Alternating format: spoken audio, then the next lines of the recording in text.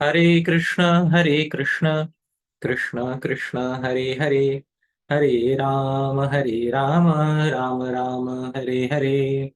Srila Prabhupada ki jai, Ananta Koti Vaishnava Vrinda ki jai, Srila Rupa Goswami Prabhupada ki jai, Srila Jiva Goswami Prabhupada ki jai, Nitai Gaur Premanande, Hari Hari Bol. So, thank you once again, Dhāmeśvara Mahāprabhu Prabhu, for kindly being here. Sorry, I was supposed to start class at 9 o'clock, but it's 9:30 and we made the announcement earlier that it will be half an hour late. Sorry, I was busy in another program, so I could not start the class on time. And when I started the class, the computer, Zoom started updating itself. So there was some additional delay. So my sincere apologies for that, but thank you so much, Dhāmeśvara Mahāprabhu Prabhu, for kindly hosting the talk every week. And I understand today you have to go after the talk. So we'll have to have somebody to take over handling the question and answers. So we'll try to find out who can do that. But meanwhile, we'll begin our presentation on Śrī-Upadeśāmṛtam, dear devotees. We have a brand new verse, and you will be able to see the screen now. Welcome, dear devotees. Shri Radha Damodar Uchayataha. Welcome to Sri Rupa Goswami's Śrī-Upadeśāmṛtam. This is a detailed study, and we are now moving into a new verse.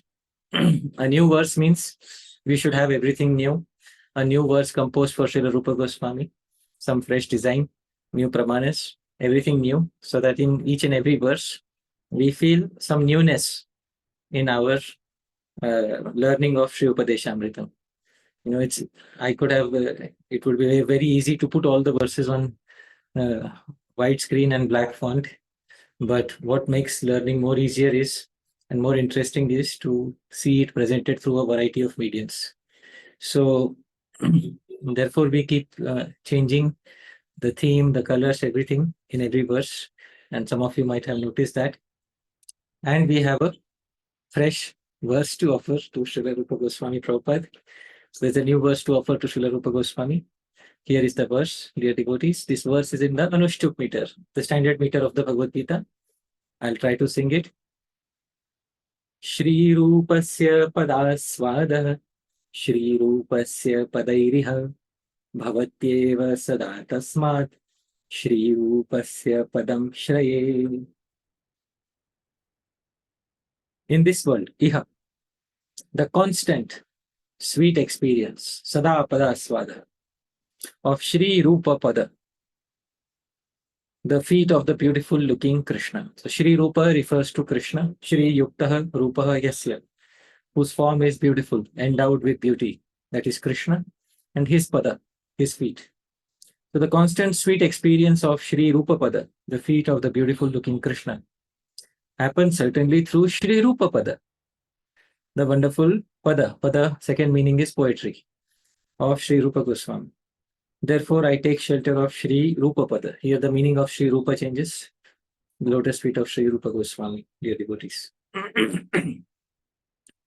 So, multiple meanings of two terms. And this is an offering to Srila Rupa Goswami Prabhupada. I hope Srila Rupa Goswami Prabhupada will somewhere notice this tiny effort that we are taking in this series of Upadeshamritam talks. And I hope that he will be pleased with these efforts, that his book is being studied, being discussed, being explored from various angles. And if Srila Rupa Goswami is pleased, believe it, the entire series is successful. If Srila Rupa Goswami is pleased even once, with even one of the offerings, so I have 11 chances to please Srila Rupa Goswami with a fresh composition. I hope that in at least one of them, Srila Rupa Goswami will smile at least once. That will be the success of Śrī-Upadeśāmṛtam series. So, dear devotees, we are moving to the fifth verse. Before the verse begins, there is an introduction by the commentator, Sri Radharaman Goswami. The commentator introduces the verse. Now we have covered 4 verses till now. In the first verse, there was the 6 Vegas, Vacho Vegam, Manasaha Krodha Vegam, and one who tolerates these 6 urges can instruct the entire world. That was the first verse. Second verse was about 6 activities which are unfavorable to bhakti, atyahara prayasascha. Third verse was about 6 activities which are favorable to bhakti. And fourth verse was about 6 loving exchanges. Dadati, pratigrihnati, guhyamakhyati, pritchati, bhungte bhojayate chay. And last time we saw bhungte bhojayate, how to eat, how to feed. Now, fifth verse, the commentator Sri Radharaman Goswami says, Idanim, now, svarup siddham eva bhaktim upadishati, krishneti yasya kiri iti. Now the process of svarup siddha bhakti is delineated by the author, beginning with the current verse. So what is svarup siddha bhakti?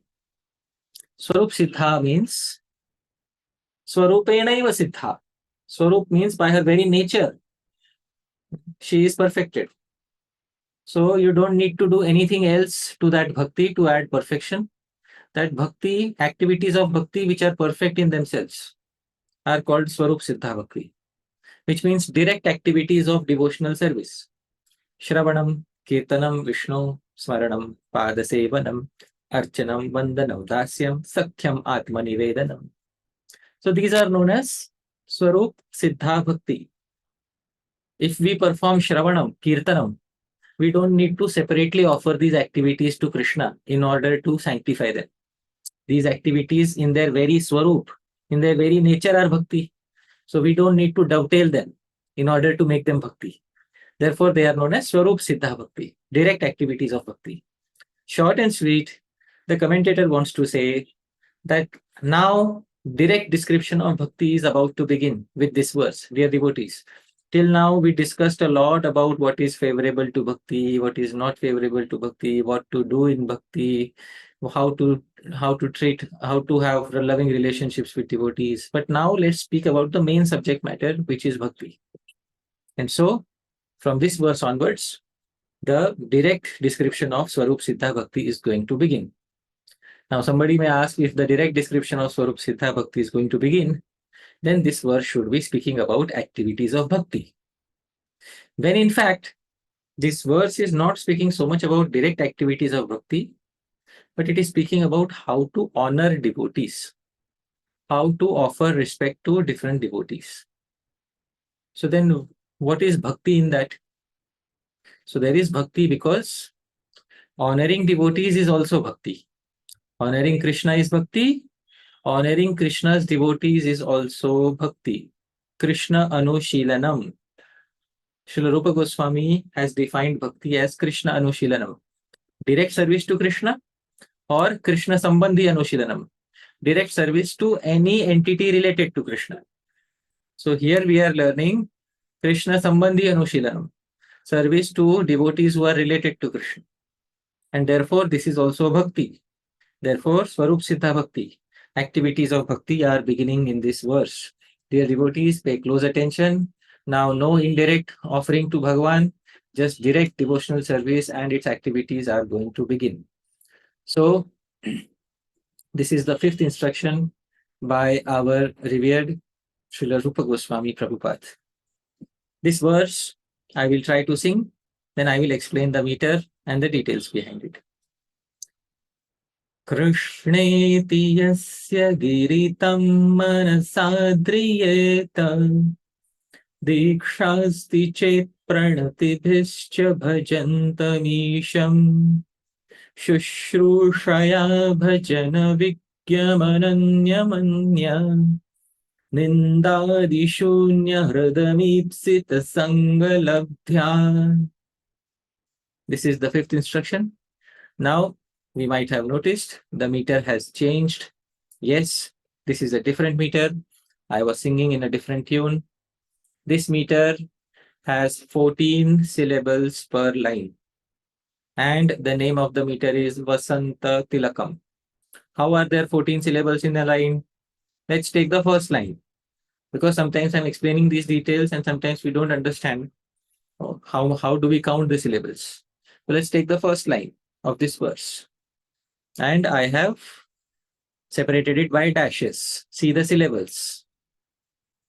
Krishne yasya kiritam manasadriyetam.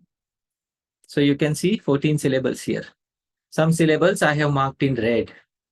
These are Guru syllables. They require double the amount of time to pronounce. Some syllables are marked in ordinary brown color. They are laghu syllables. They are short syllables. Guru syllables are the long syllables. They require double the time to pronounce. Hear me carefully. You will see the red syllables I require double the amount of time. Brown syllables I will rush through quickly. Krishne yasya giritam manasadriyeta. So the amount of time required for the Guru syllables is double the amount of time required for laghu syllables. Anybody who understands this science of laghu and Guru, short and long syllables, will be able to understand Chanda Shastra, the science of Sanskrit prosody, meters. So just a small introduction to that. There are 14 syllables per line. Similarly, second line, Dikshasti Chet, also has 14. Third line also has 14. Fourth line also has 14. Total 56 syllables. The name of the meter is Vasanta tilakam. So, a verse is like a human being. It walks and it takes 4 steps. So, every step is known as charan. So, a verse walks in 4 charanas or 4 steps. So, therefore, in Sanskrit poetry, every verse is like an entity, a living entity, which walks and takes 4 steps. And these are the 4 steps. And in every step, it calculates a certain number of syllables. So this is the small introduction to what Vasanta Tilakam is, what is syllables, etc. So I hope everybody understood the meter. And this meter is the same meter as we use in most of the verses of Brahma Samhita. So most of the verses of Brahma Samhita have the same meter, Vasanta Tilakam. So now you know the tune. Now let's explore the meaning. So I will speak the original terms, Dhāmeśvara Mahāprabhu, you speak the meaning, right? Okay, yes. And then you check if we have covered all the terms. And if I missed out on any term, you let me know. Manasa adriyeta. One must mentally honor Tam. that individual Yasya giri. on whose speech faculty Krishna iti. the name Krishna exists. Okay, sentence ends. Chet. If Diksha asti. Dikshu from a guru has manifested, Bhajantam. and a devotee is actively worshipping Isham. the Supreme Lord, then Cha. one must honor such a devotee also Pranati vihi. by paying obeisances. Ananyam. The devotee who has become one-pointed in bhajan Bhajana vigyam. and is also an expert in the art of such bhajan Shushrushaya. should be honored also by inquiries and rendering seva. Anya nindadi shunya hridam. And someone who has a heart devoid of criticism, etc., of others Deepsita sangalabdhya. should be honored also by gaining their most desirable sangha. Yes, perfect. So, Prabhu, did we miss out on any term? I don't think so. I'll sing. You can locate the term. Krishneti yasya giri tam manasa adriyeta. Diksha asti chet pranati bhischa bhajantam isham. Shushrushaya bhajana vigyam ananyam anya nindadi shunya hridam deepsita sangalabdhya. Yes, we covered all the terms. So all the terms were covered. Now I will explain in short. This explanation of this verse is based on the commentary of Sri Radharaman Das Goswami. We will see that explanation. This is how he has explained the verse. Manasa adriyeta. One must mentally honor that individual, tam. So whom should be honored? No other criteria. Only one criteria. Yes, Sikiri, on whose speech faculty, on whose speech, Krishna iti, the name Krishna exists. No other criteria is to be added to this. Chet, if however, some additional qualifications are present, what are the additional qualifications? Diksha asti, Diksha is there, and bhajantam, not only Diksha, but is actively serving the Lord, Isham, the Lord. Then, cha. So, cha means one must also honor. Adriyeta carries forward here. So, cha adriyeta, one must also honor such a devotee. How? Pranativihi, by paying obeisances. Okay. Now, if one has further qualification, Ananyam, devotee who has become one pointed in bhajan, advanced devotee, and bhajana vigyam is also an expert in explaining the art of such bhajan. And Shushrushaya. Shushrushya has two meanings. One is to ask questions, queries. Another is to render service. So I have included both meanings here. And if you find the Uttam Bhagavat, the Uttam Adhikari, who is Anya Nindadi Shunya Hridam, who is so immersed in his bhajan that he has no time to pick faults with anybody else. Ipsita Sangha Labdhya.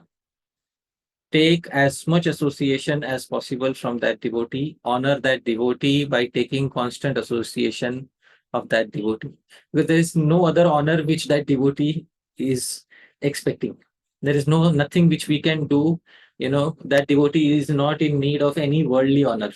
So the only way to honor that devotee is to constantly be in touch with them and to accept such a devotee as one's guru in one's life. This is what is the indication of Srila Rupa Goswami here. So we have to understand sometimes in what direction the author is giving indications. So that last type of devotee is to be accepted as one's guru. And that is the devotee Srila Rupa Goswami is pointing towards. So somebody who has a heart devoid of criticism, etc., you have tested it out, you have been with this devotee, then you can say that this devotee I will constantly stay in association with such a devotee. So this is what is the verse all about. So Prabhu, can you please read the entire translation and see if we have formed a legible sentence? Just the English? Yeah. One must mentally honor that individual on whose speech faculty the name Krishna exists. If Diksha from a guru has manifested and a devotee is also worshipping the Supreme Lord, then one must honor such a devotee also by paying obeisances. The devotee who has become one-pointed in bhajan and is also an expert in the art of such bhajan should be honored also by inquiries and rendering seva. And someone who has a heart devoid of criticism, etc., of others should be honored also by gaining their most desirable sangha, association. Yeah. Perfect. So we just did the anvay of the verse and we put all the anvay together. We have a legible sentence. We understood the verse. So this is one plain vanilla meaning of the verse, and one meaning which makes good sense should be accepted. I can give 2 or 3 interpretations, but that will confuse the audience more than it will help the audience. So what I am doing is I am taking one crisp interpretation from Sri Radharaman Goswami, which will make sense to all of us. So that is what I'm going to do here. I'll also, in the next session, I'll also briefly touch upon some other interpretations of the verse. But right now, let's keep this meaning in our mind. This is how we are supposed to honor devotees. Now, what is the need of honoring devotees? So in the previous verse, please remember, the previous verse spoke of 6 activities of loving exchange. Those were to be performed, as I said, with someone in whom we have a lot of trust and someone who is our near and dear friend. With that person, we perform 6 activities. Now, there is a remaining society of Vaishnavas. How do we deal with that society? That is covered in this verse. Because the maximum we'll be able to find 3 or 4 or 5 people with whom we can perform dadati, pratigrihnati, guhyam akhyadi, pripchati, bhunte, bhojayate in a most friendly and confidential manner. And then there is the remaining Vaishnava world. And Srila Rupa Goswami understands that this Vaishnava world consists not only of Vaishnavas who belong to one's God brother circle, not only that belong to one's institution, not only that belong to one sampradaya, not, but also outside of one sampradaya. All those Vaishnavas have to be covered in one instruction. How do we deal with them? So first criteria, first thing to understand is Rupa Goswami's clear message is we should honor all of them. This message is clear, 100%. Here, Srila Rupa Goswami could have very easily said, the Vaishnava who has this much wealth should be given this much respect. The Vaishnava who has greater wealth should be given greater respect. He could have made a hierarchy of respect like this. But respect is not based on wealth. Respect is not based on which Sangha they are in. As long as they are a Vaishnava, they are chanting Krishna Nam, regardless of anything else, first and foremost, we should learn to give respect. This is Srila Rupa Goswami's instruction to us. If we study all the literature of Srila Rupa Goswami, never ever will we find any instruction to disregard any Vaishnava. It's an open question. Anybody can, an open question to all of you. Please read through all the possible literature of Srila Rupa Goswami. Can you find an instruction where he says that you should disregard or disrespect any Vaishnava? And for sure, the answer is no, because there is no instruction like that. This is the instruction where he says what we should do when we see Vaishnavas around us. So this is how we should deal with them. So basic quality of any Vaishnava is while dealing with others, respect should be the first criteria. And this is very important because this is what distinguishes the Vaishnava society from the society outside. Because in the society outside, there are many people who have this attitude that, who are you? Now, there are many people who are born and brought up with this attitude. Sometimes a person doesn't receive proper training from their parents. And the parents, they instill such values in the kids that when the kid grows up, the kid is, constantly thinking of everybody else in a degraded, demeaning way. And, whenever they look at others, they think, in their mind, they are always thinking, who are you? Or sometimes in a more degraded way, who the hell are you? Sometimes some people have this thought process towards many other people. Now, when they become a Vaishnava, they may carry the same thought process. And if this same thought process is carried forth in the society of Vaishnavas, then the society of Vaishnavas cannot be a place where everyone can call home. If you want to make a place that everyone can call home, then a home cannot be a place where people are constantly trivializing each other's existence. And for this reason, the basic quality of social intercourse in a Vaishnava society should be based on respect. So this is what Srila Rupa Goswami is telling us about. Then we can have a healthy society. Then we can stay together as one unit. Otherwise, if healthy social intercourse is not present and if it is not based on the fundamental quality of respect, then there cannot be a good Vaishnava society. Then it will always be, who the hell are you? And then the society cannot stay together. Dear devotees, as Vaishnavas, we have to stay together because we have to progress together on the path of Krishna Bhakti. Tomorrow, when many of us will attain perfection and will go back home, back to Godhead, in the spiritual world, the individuals who exist there don't have this attitude that who the hell are you?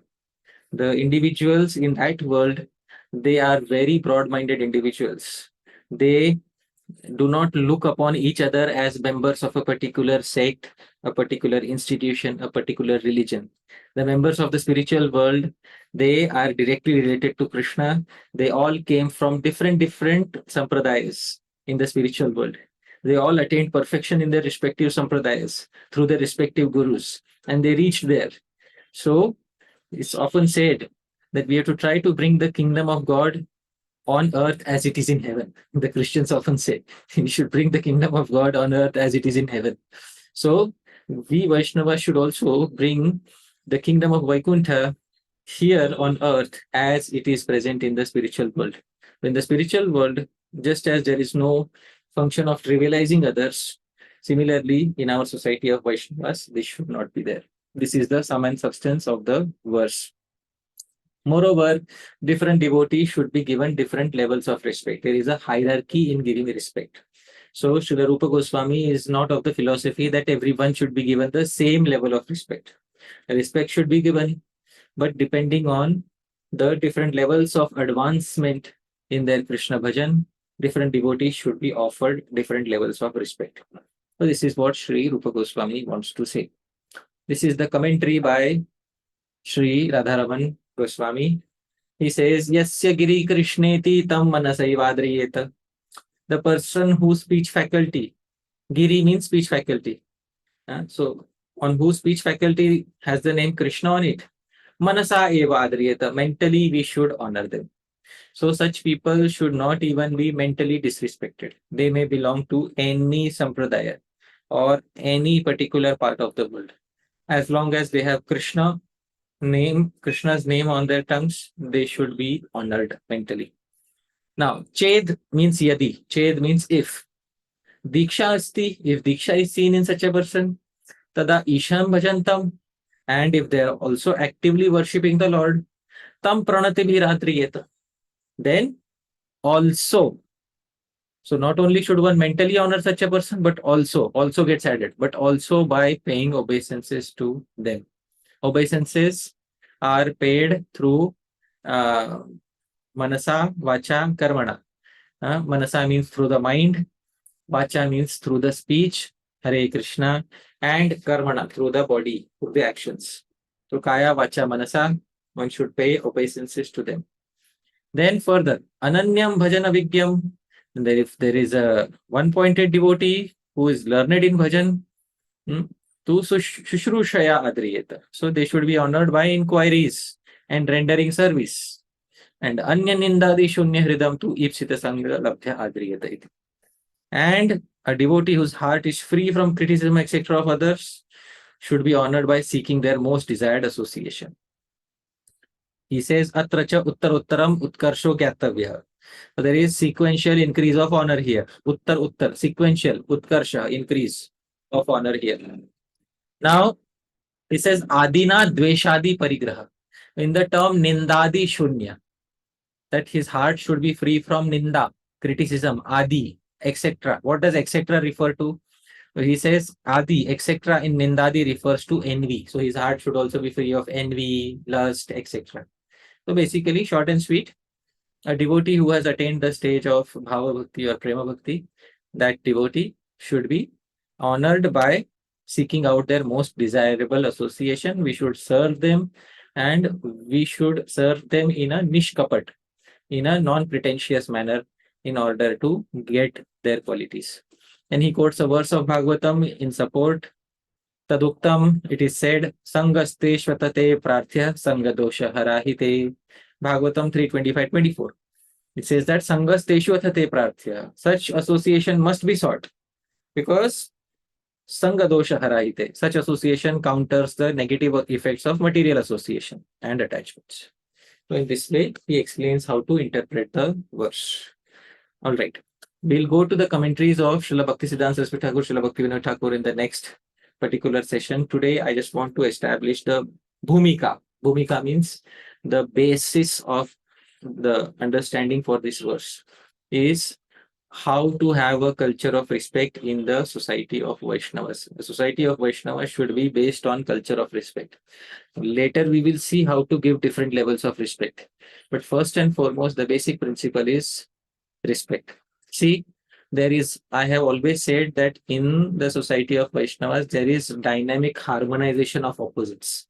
I have given two examples previously. Which two examples have I given previously? Example 1, Atyaharaha. We should avoid overeating ourselves. But bhojayate. We should feed others sumptuously.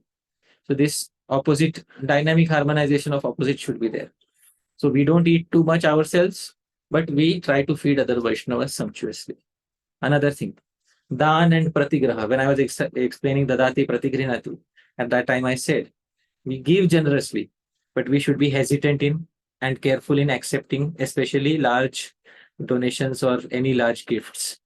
So dynamic harmonization of opposites is there.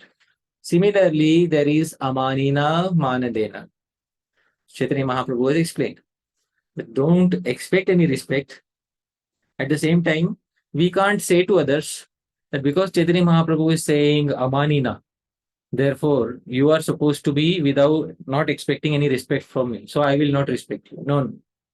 For ourselves, we are not expecting any respect, but for others, the criteria changes. Manadena, give all respect to others. So this is the dynamic harmonization of opposites in a Vaishnava society.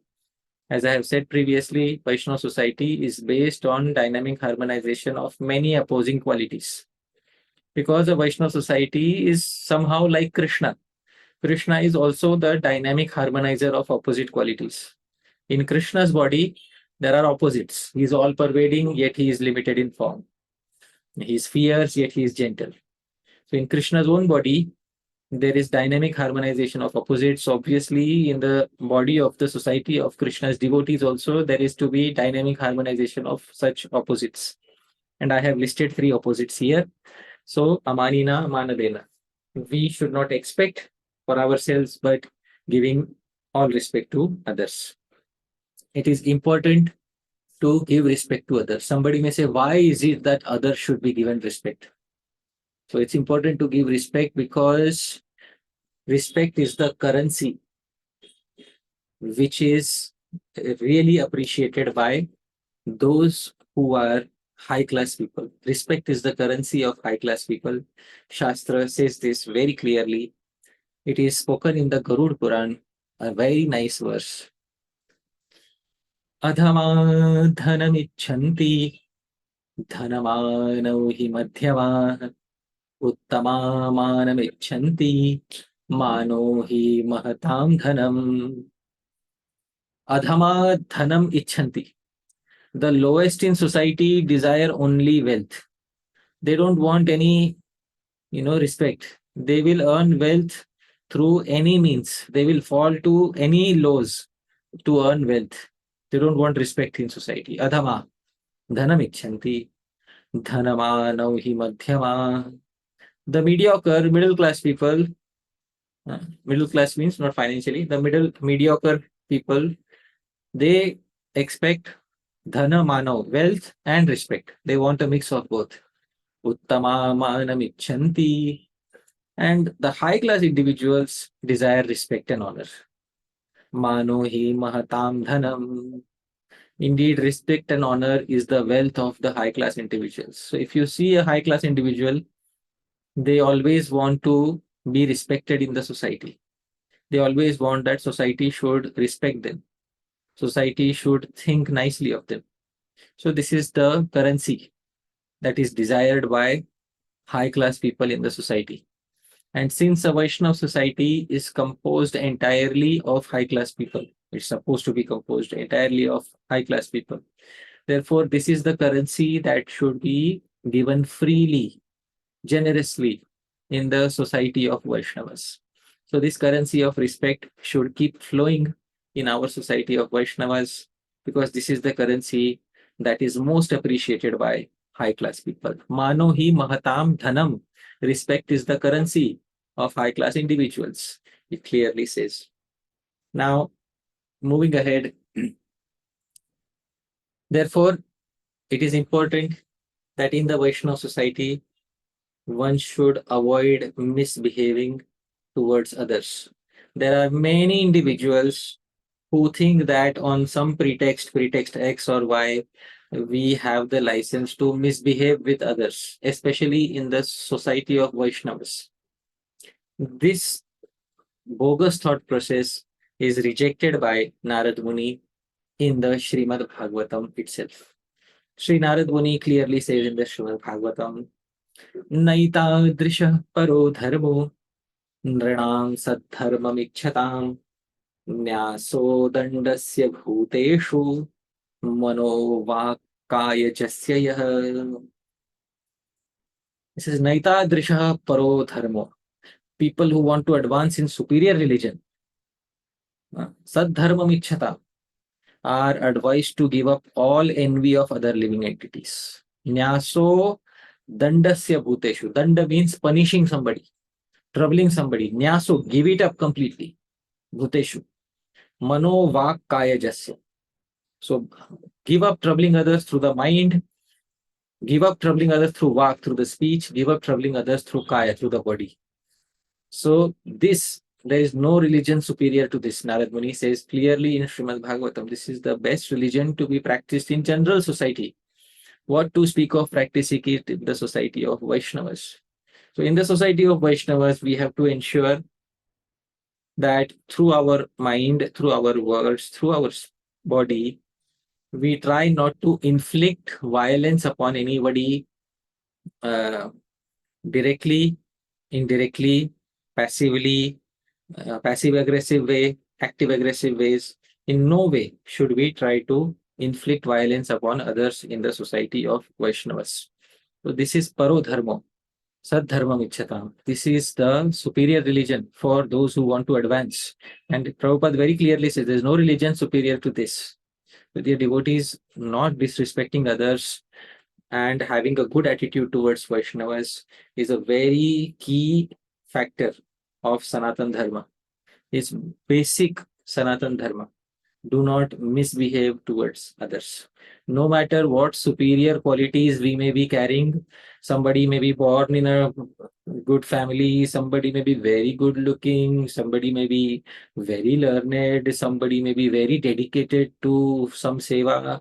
Whatever qualities we may have, Krishna says in the Bhagavad Gita, yad yad vibhutimat sattvam. If you see any spark of excellence in anyone, understand it to be a fraction of my genius, basically. So any genius that we see in anybody in the Vaishnava society is the spark of Bhagavan Shri Krishna's ability.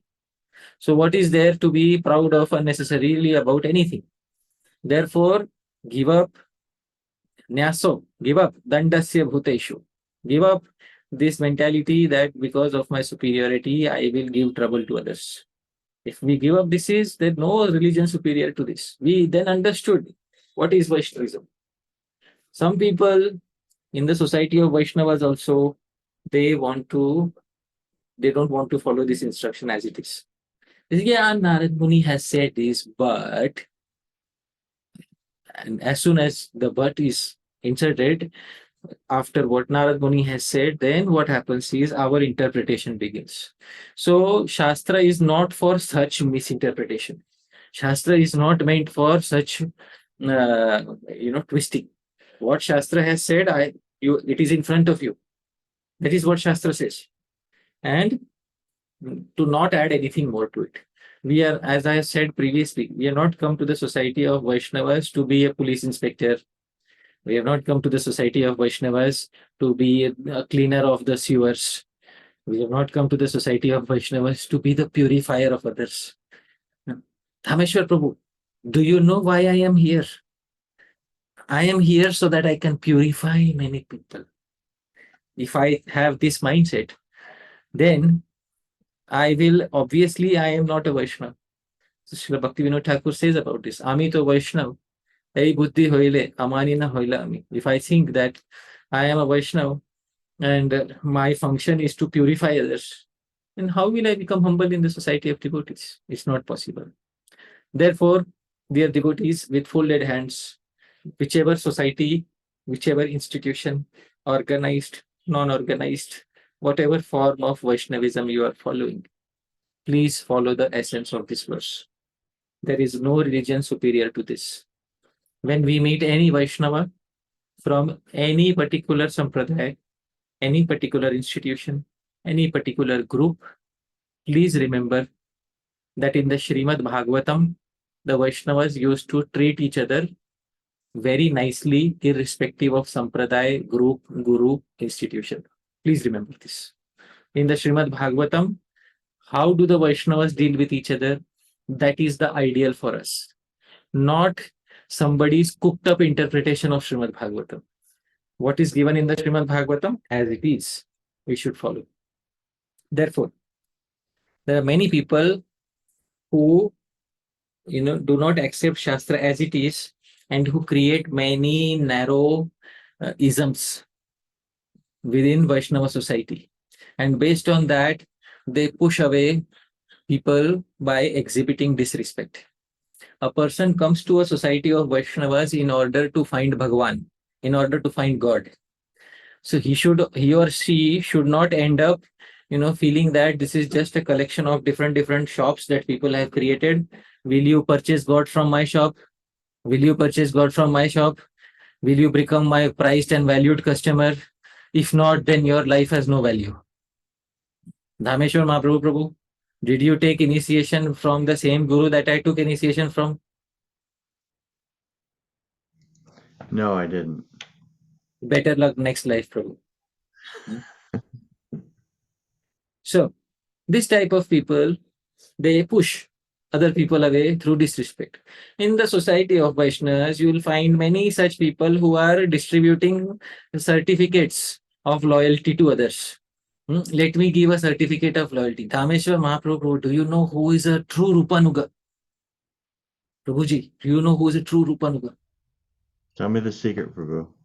Only somebody who attends my classes. I'm glad I'm in your classes, Prabhu. So, if I start saying like that, then we understand. There are many people like this who cook up their own certificates. Do you know who is the true Rupanuga? Do you know who is the true follower of the Acharya? Are Baba, let the Acharya decide who is his true follower. Let the Acharya speak for himself. It will be decided after death who is a true follower and who is not. There's one very good thing which I learned from my Guru Maharaj. Living people should not be given any certificates or titles. This is because once you start giving titles or certificates to living people, what happens is people start making, people start distinguishing them from others. What a human being should ideally do is all titles, all upadhis, all glorifications should ideally be given after a person has left this world. That makes it easier for that person. It doesn't mean that nobody should be given a designation, but he said it is best to avoid giving designations to people who are still on the planet. By putting people into boxes of designations, what we do is we push people away through disrespect. One of the main reasons of disrespect is, are you the same as me? If not, then you are not bona fide. This is one of the main reasons of disrespect in a Vaishnava society. There is a joke that Christians have about this. This is a very nice joke that Christians have about this. So, Dhameshwar Prabhu, okay, let's discuss a joke. And this joke is about a person who's about to jump from a bridge. Have you heard this joke before, Prabhu? I don't think so. Okay. So once I saw this guy on a bridge about to jump. So Dhameshwar Prabhu, you are the guy who's about to jump. You take that role. All right. Okay. I said, don't do it.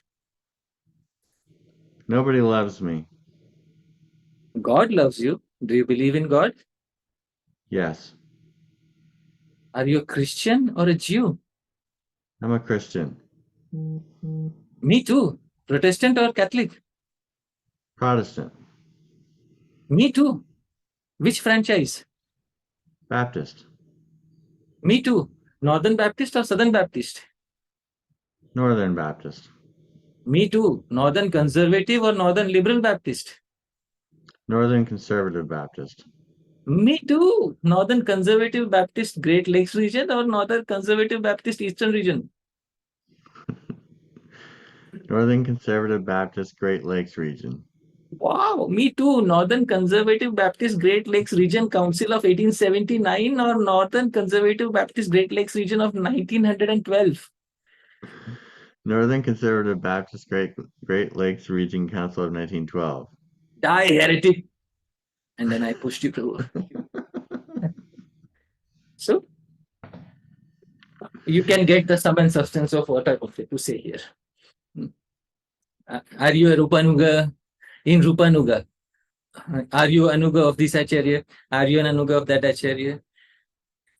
Please, let's stop dividing the society through disrespect in this way. A person becomes a Rupanuga or an Anuga of any Acharya by their practice in their personal life. And no certification can be given to people about becoming an Anuga or a follower of this or that Acharya.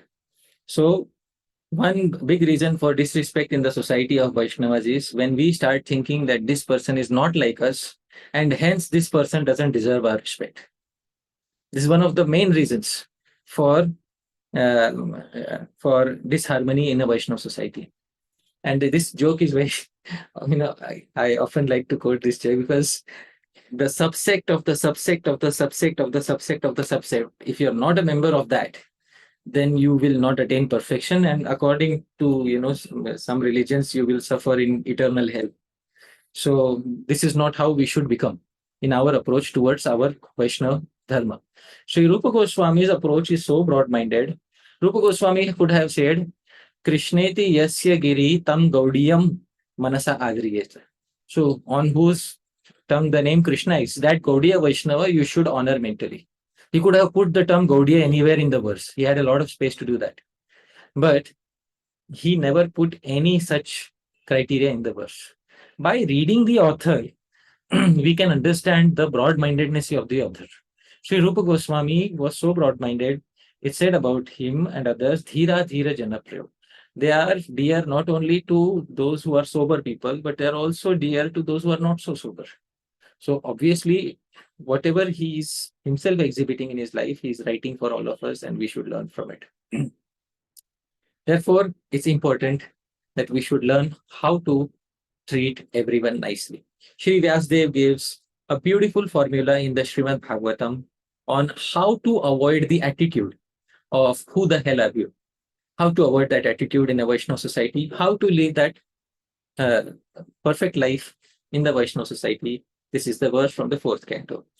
Gunadhikan mudam lipsed anukrosham gunadhamat maitrim samanadan vichem natapair abhibhuyate. Every man should act like this. See the translation of Srila Prabhupada. Every man should act like this. So in the original Sanskrit, I could not find anything for every man, but Srila Prabhupada adds this to the translation so that people know that this instruction is to be followed by all of us. So Prabhupada adds flavor to the translation by saying every man should act like this. First, when he meets a person more qualified, guna adhikan, who has more qualities, mudam, he should be very pleased, lipset. Now, anukrosham guna adhamat, somebody less qualified, okay, then he should be compassionate, anukrosham. And maitrim samana, when he meets someone equal to himself, he should make friends with him. Na tapairavi bhuyate, one is never afflicted by the three modes or three miseries of the material world. It's very simple. There are some people in the Vaishnava society who are having more qualities than ourselves. How do they have more qualities than us? Not by chance. No.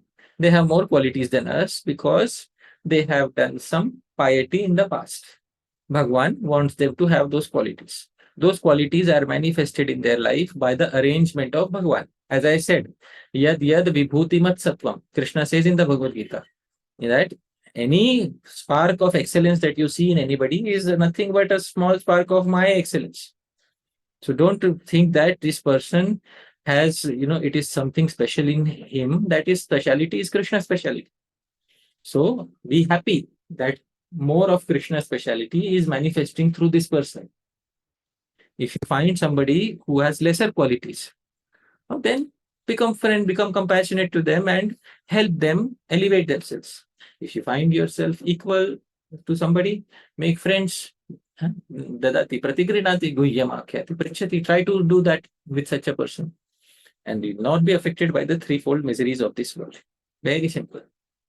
So once this is understood, then we will be able to treat everyone nicely, even a person who has lesser qualities than us. Well, sometimes we behave very nicely towards people who are superior to us, but our character shows in how we deal with people who are lesser than us. So that is what shows our true character. If we don't deal nicely with people who are lesser than us, who came after us, or who are newer to us, then it shows in our character. Then people will know that this person is not exhibiting the symptoms of a Vaishnava. So dear devotees, as much as possible, we should try our best to follow this instruction in our lives. Now,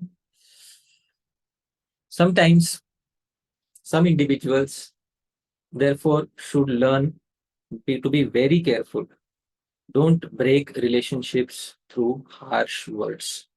Srila Bhakti Siddhanta Saraswati Thakur used to quote a famous maxim from the Nyaya literature, from Nyaya Shastra, logic. There's a very nice maxim which Srila Bhakti Siddhanta Saraswati Thakur used to quote. Ashaktoham griharambhe, shaktoham grihabhanjane. Ashaktoham, I cannot build griharambhe, a new house on my own, but I am perfectly capable of destroying an existing one. So Srila Bhakti Siddhanta Saraswati Thakur used to quote this maxim from Nyaya Shastra. We did not create this society of the Vaishnavas. This society of the Vaishnavas was created by Acharyas previous to us. We have no right to destroy this society of Vaishnavas in any way whatsoever. This society was not created by us. So we have no right to destroy this society. Srila Bhakti Siddhanta Saraswati Thakur made an entire society called as Shri Gaudiya Math. In this society, he made many branches. And Srila Bhakti Siddhanta Saraswati Thakur's desire was also that everybody should stay together and do prachar. Similarly, other acharyas have also made their societies and institutions. They also want that in their society, devotees should stay together.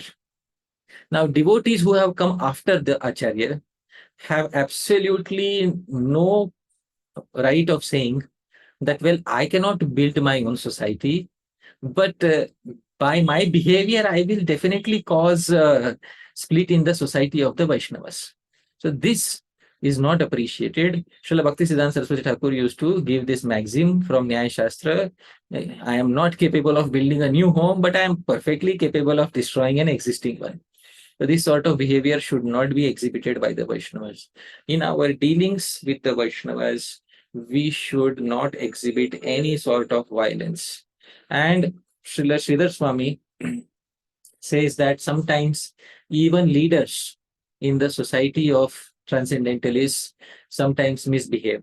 And when they misbehave, they don't exhibit correct qualities. We should never emulate the behavior of such leaders. Srila Sridhar Swami says many unqualified people also end up becoming leaders.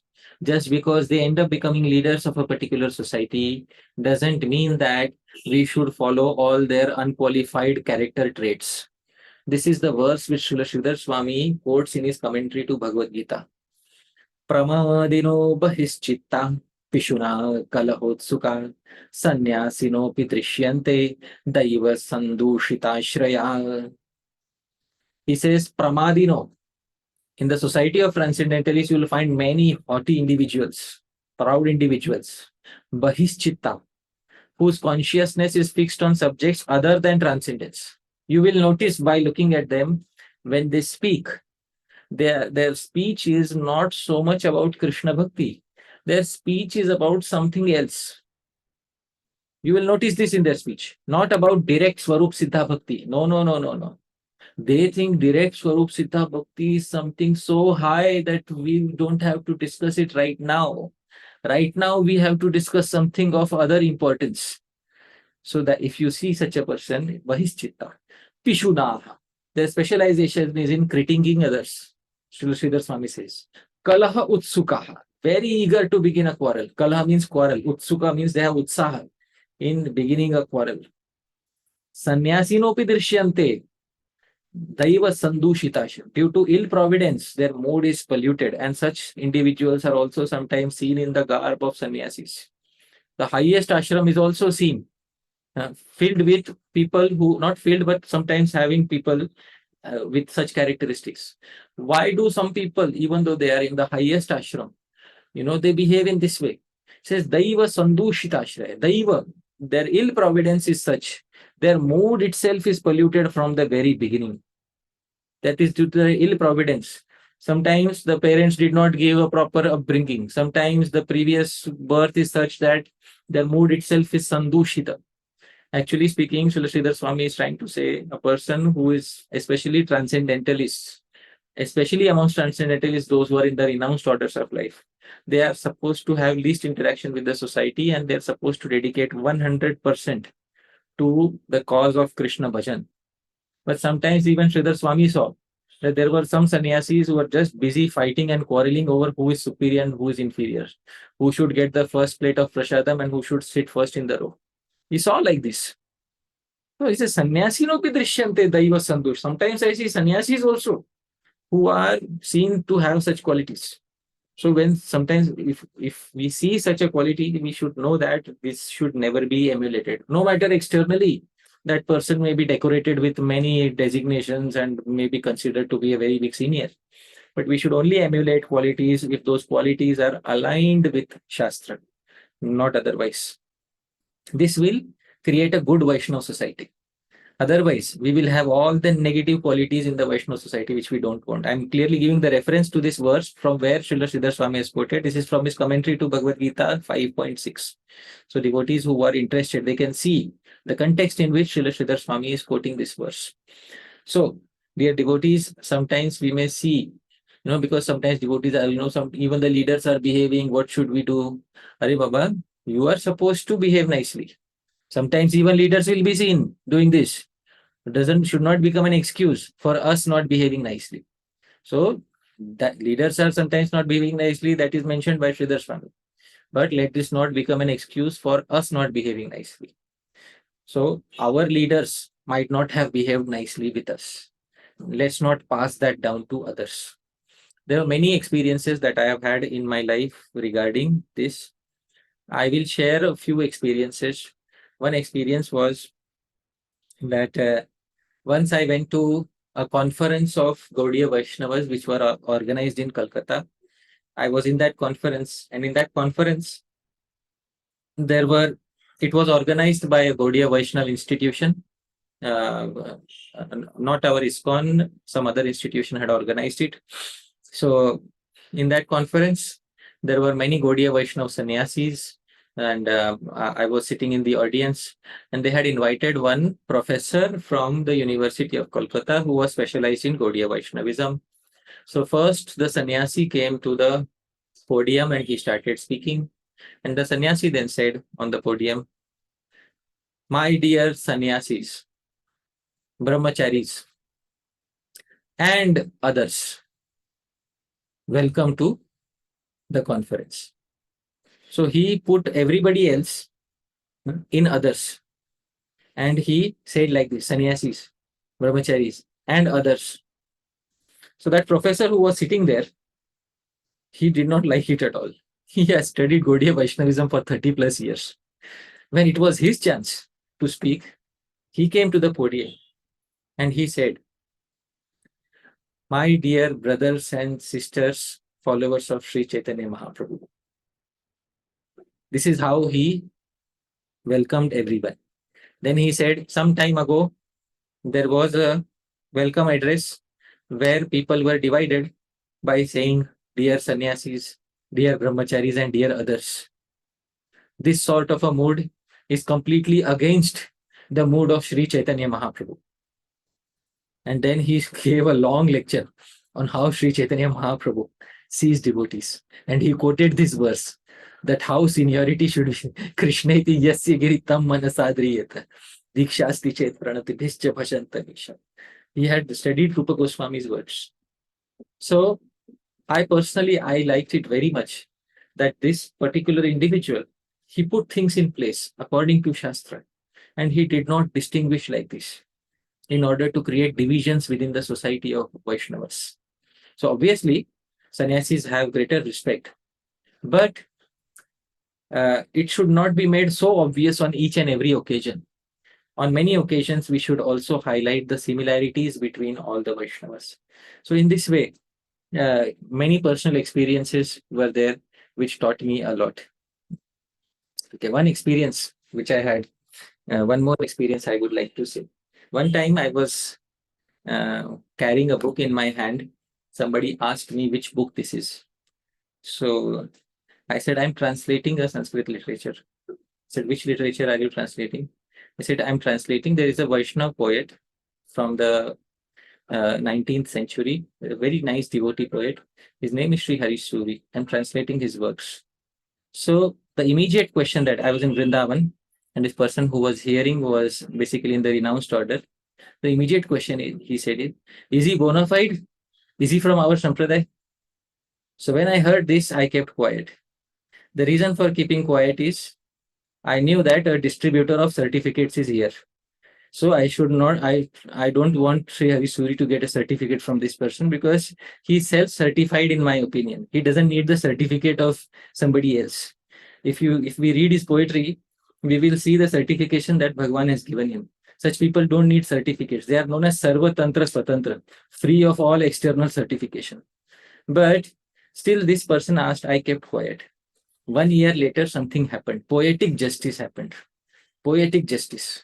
This same individual was giving class in some other place. And he was giving a class on Damodar Lila.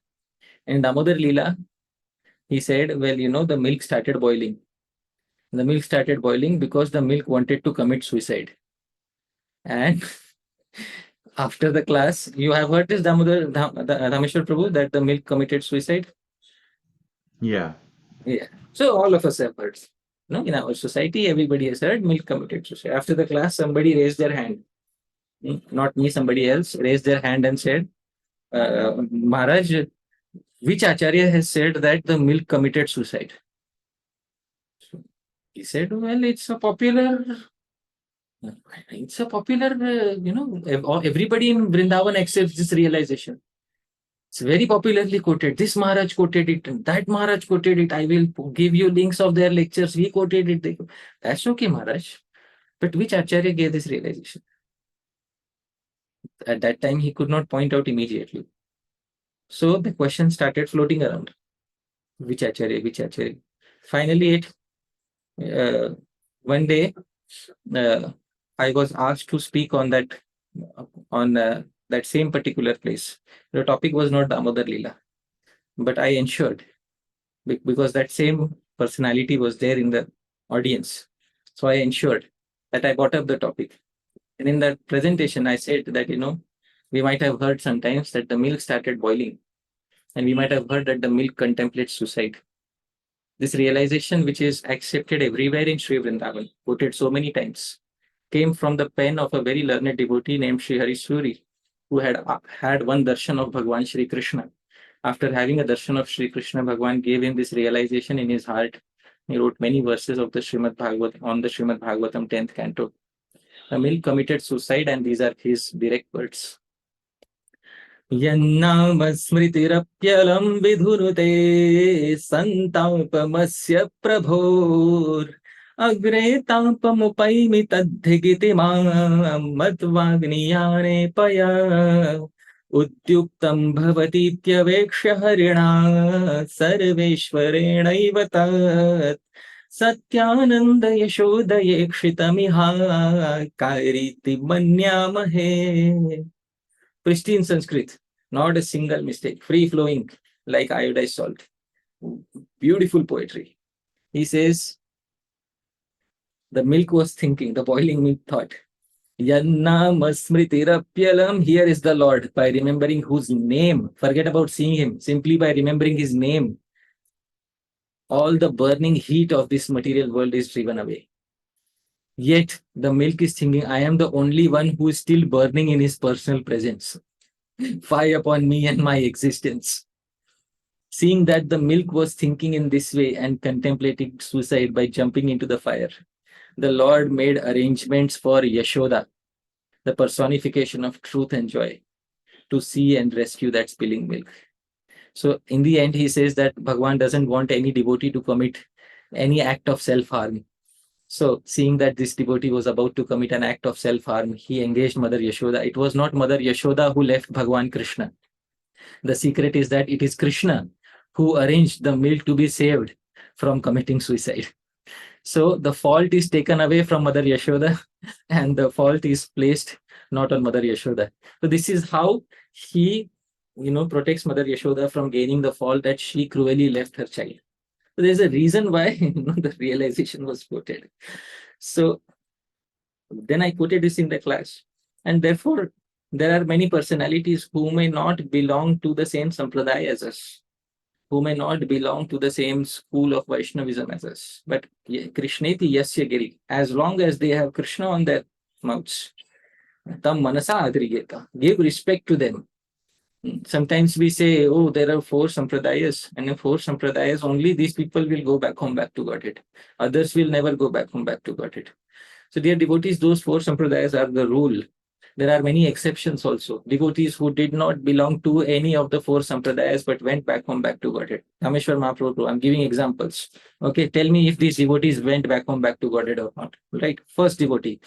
The famous devotee Chandidas, whose poems Sri Chaitanya Mahaprabhu loved to read.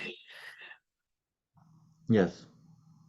The famous poet Vidyapati, who was the second favorite poet of Sri Chaitanya Mahaprabhu, not belonging to any Vaishnava Sampradaya.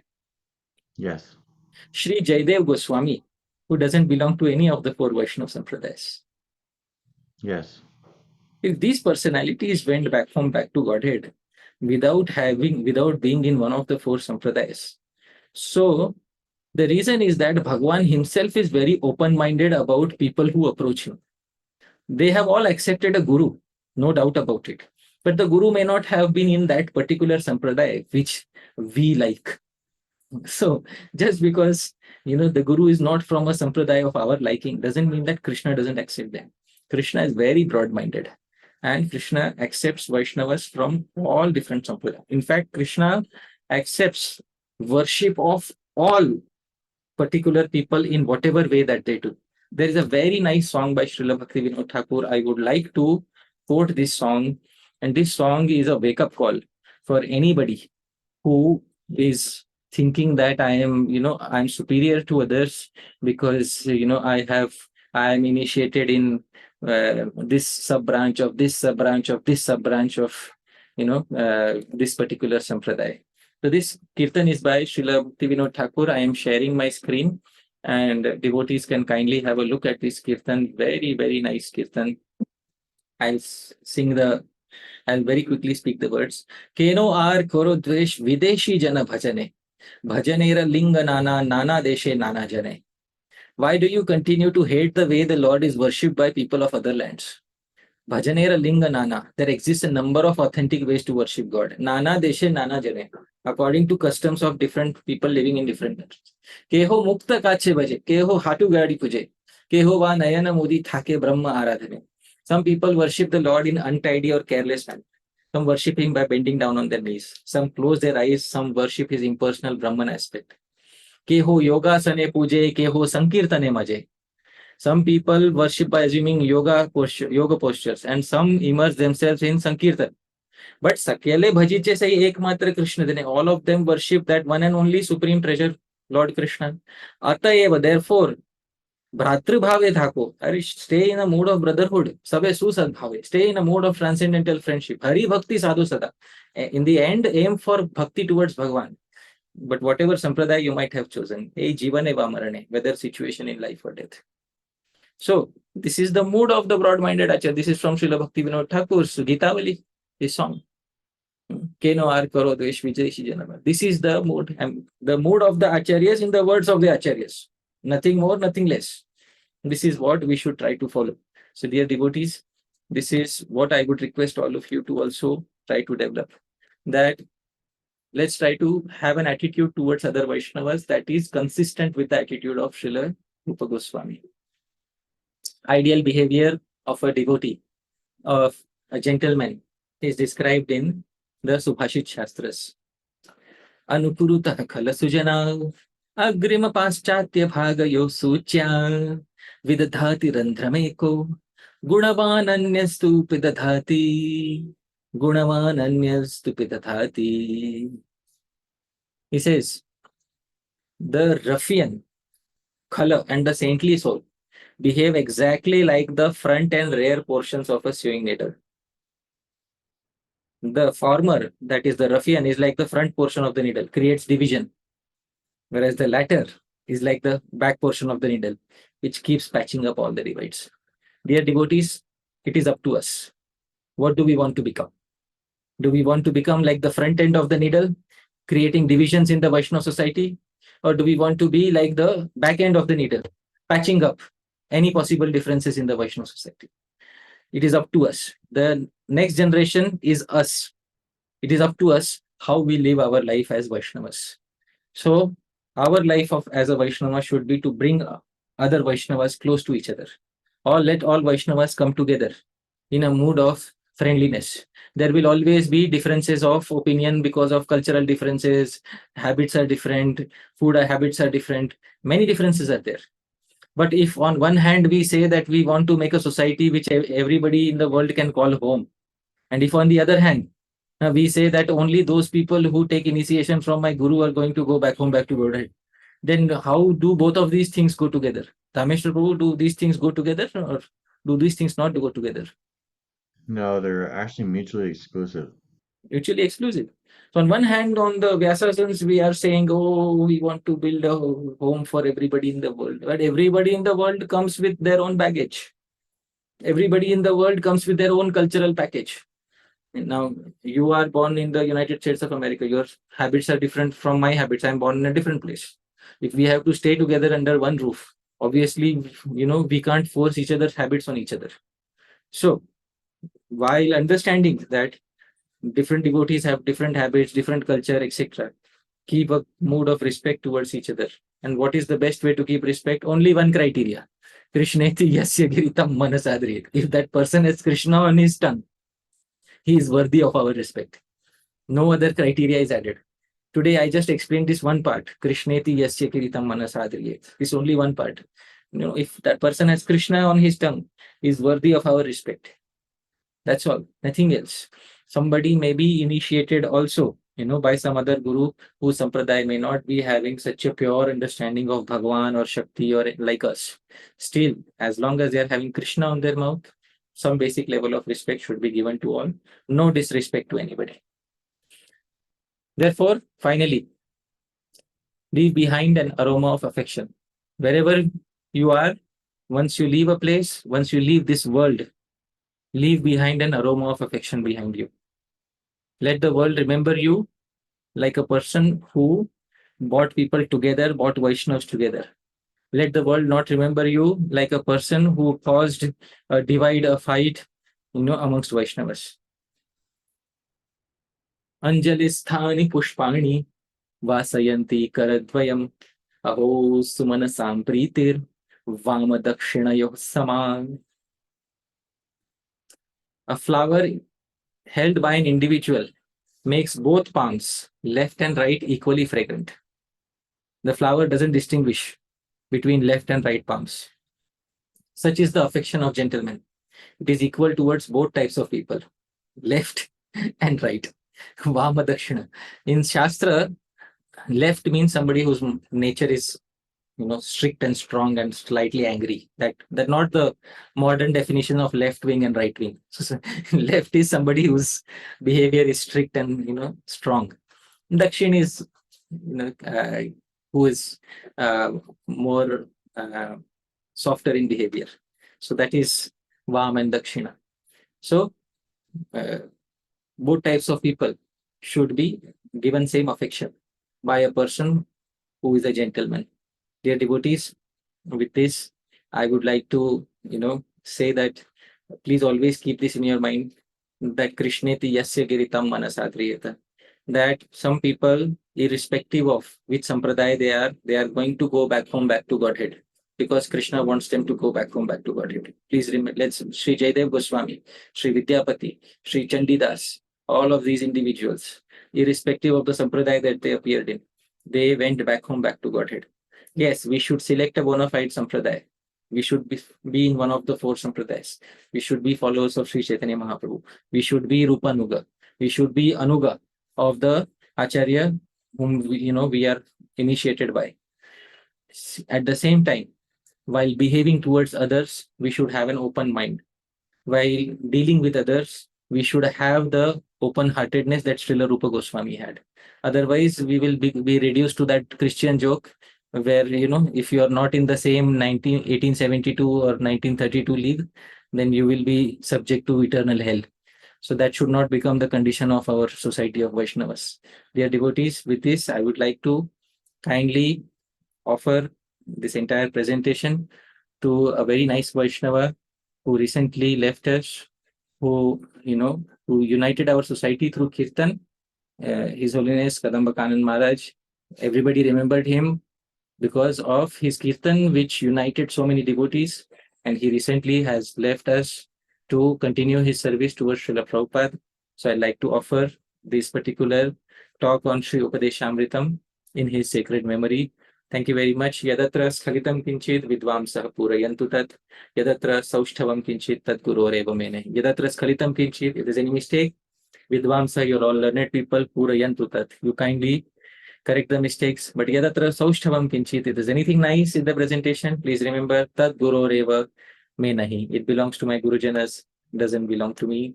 Thank you very much, dear devotees. Jagat Guru Srila Prabhupada ki jai, Srila Rupa Goswami Prabhupada ki jai, Ananta Koti Vaishnava Vrinda ki jai. Hare Krishna. So, Dhāmeśvara Prabhu, you have to leave. I understand you have to go. Yes, Prabhuji, is it okay with you if Omkar Prabhu moderates the Q&A? Or Omkar Prabhu's connection, I'm not so sure about. Parama Karuṇā Prabhu, your connection is good. Let him be unmuted. I'm finding him. Yeah. Where is Parama Karuṇā Prabhu, your connection is good. Okay, so we can make him the host. So Parama Karuṇā Prabhu, and Prabhu can manage the Q&A. Okay, I'm making him also co-host now. Yeah, he's the co-host. So Parama Karuṇā Prabhu, please take over. Thank you, Dhāmeśvara Mahāprabhu. I hope you have a great day in the association of your Guru Maharaj. Thank you. Thank you so much, Prabhuji. Really grateful for you. Hari Hari. Hare Krishna. Thank you, Prabhuji, for allowing me to serve. Thank you for your wonderful class. As always, it is a daily, not daily, Saturday morning shower of nectar. Thank you so much. So I think Zoom kind of orders the devotees that raised their hand in the chronologically. Raj Parikshit Prabhuji, please. Yeah. So I have to unmute them or how? Yeah, I'll ask them to unmute. No worries. Raj Parikshit Prabhu, please go ahead. I've asked him to unmute. Raj Parikshit Prabhu, please unmute.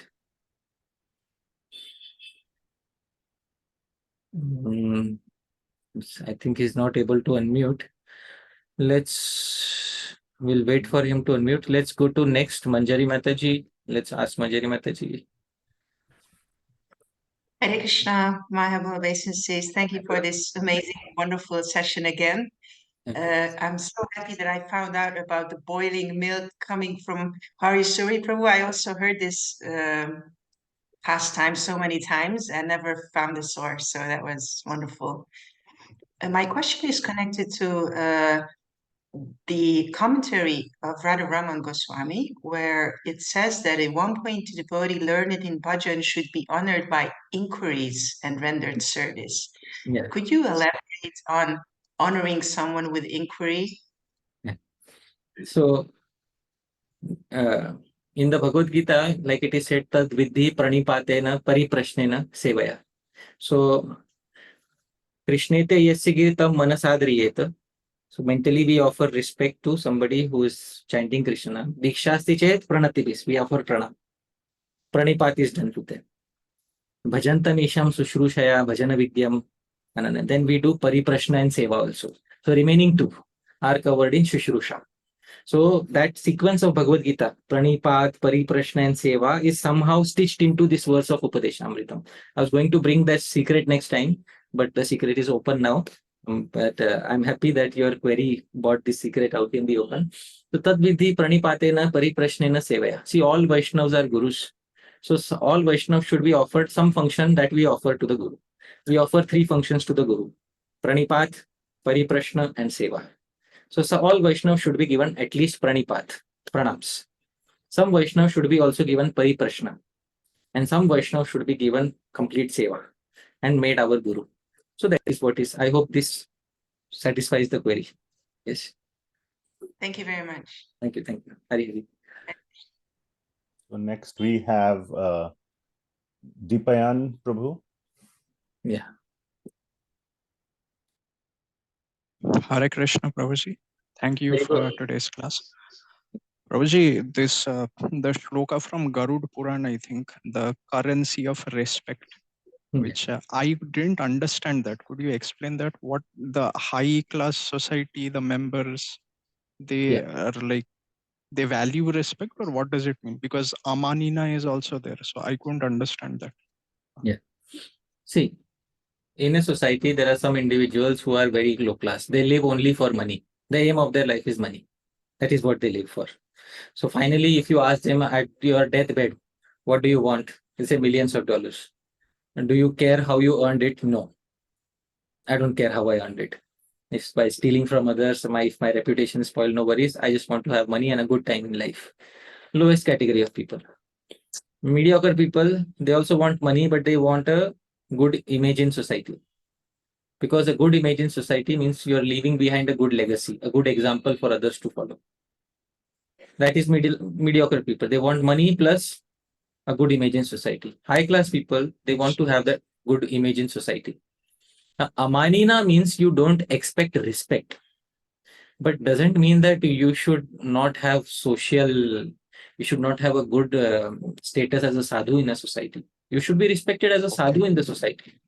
At least that respect should be there for a Vaishnava. A Vaishnava should expect that other people should at least look up to me or look at me as somebody who is a good practitioner.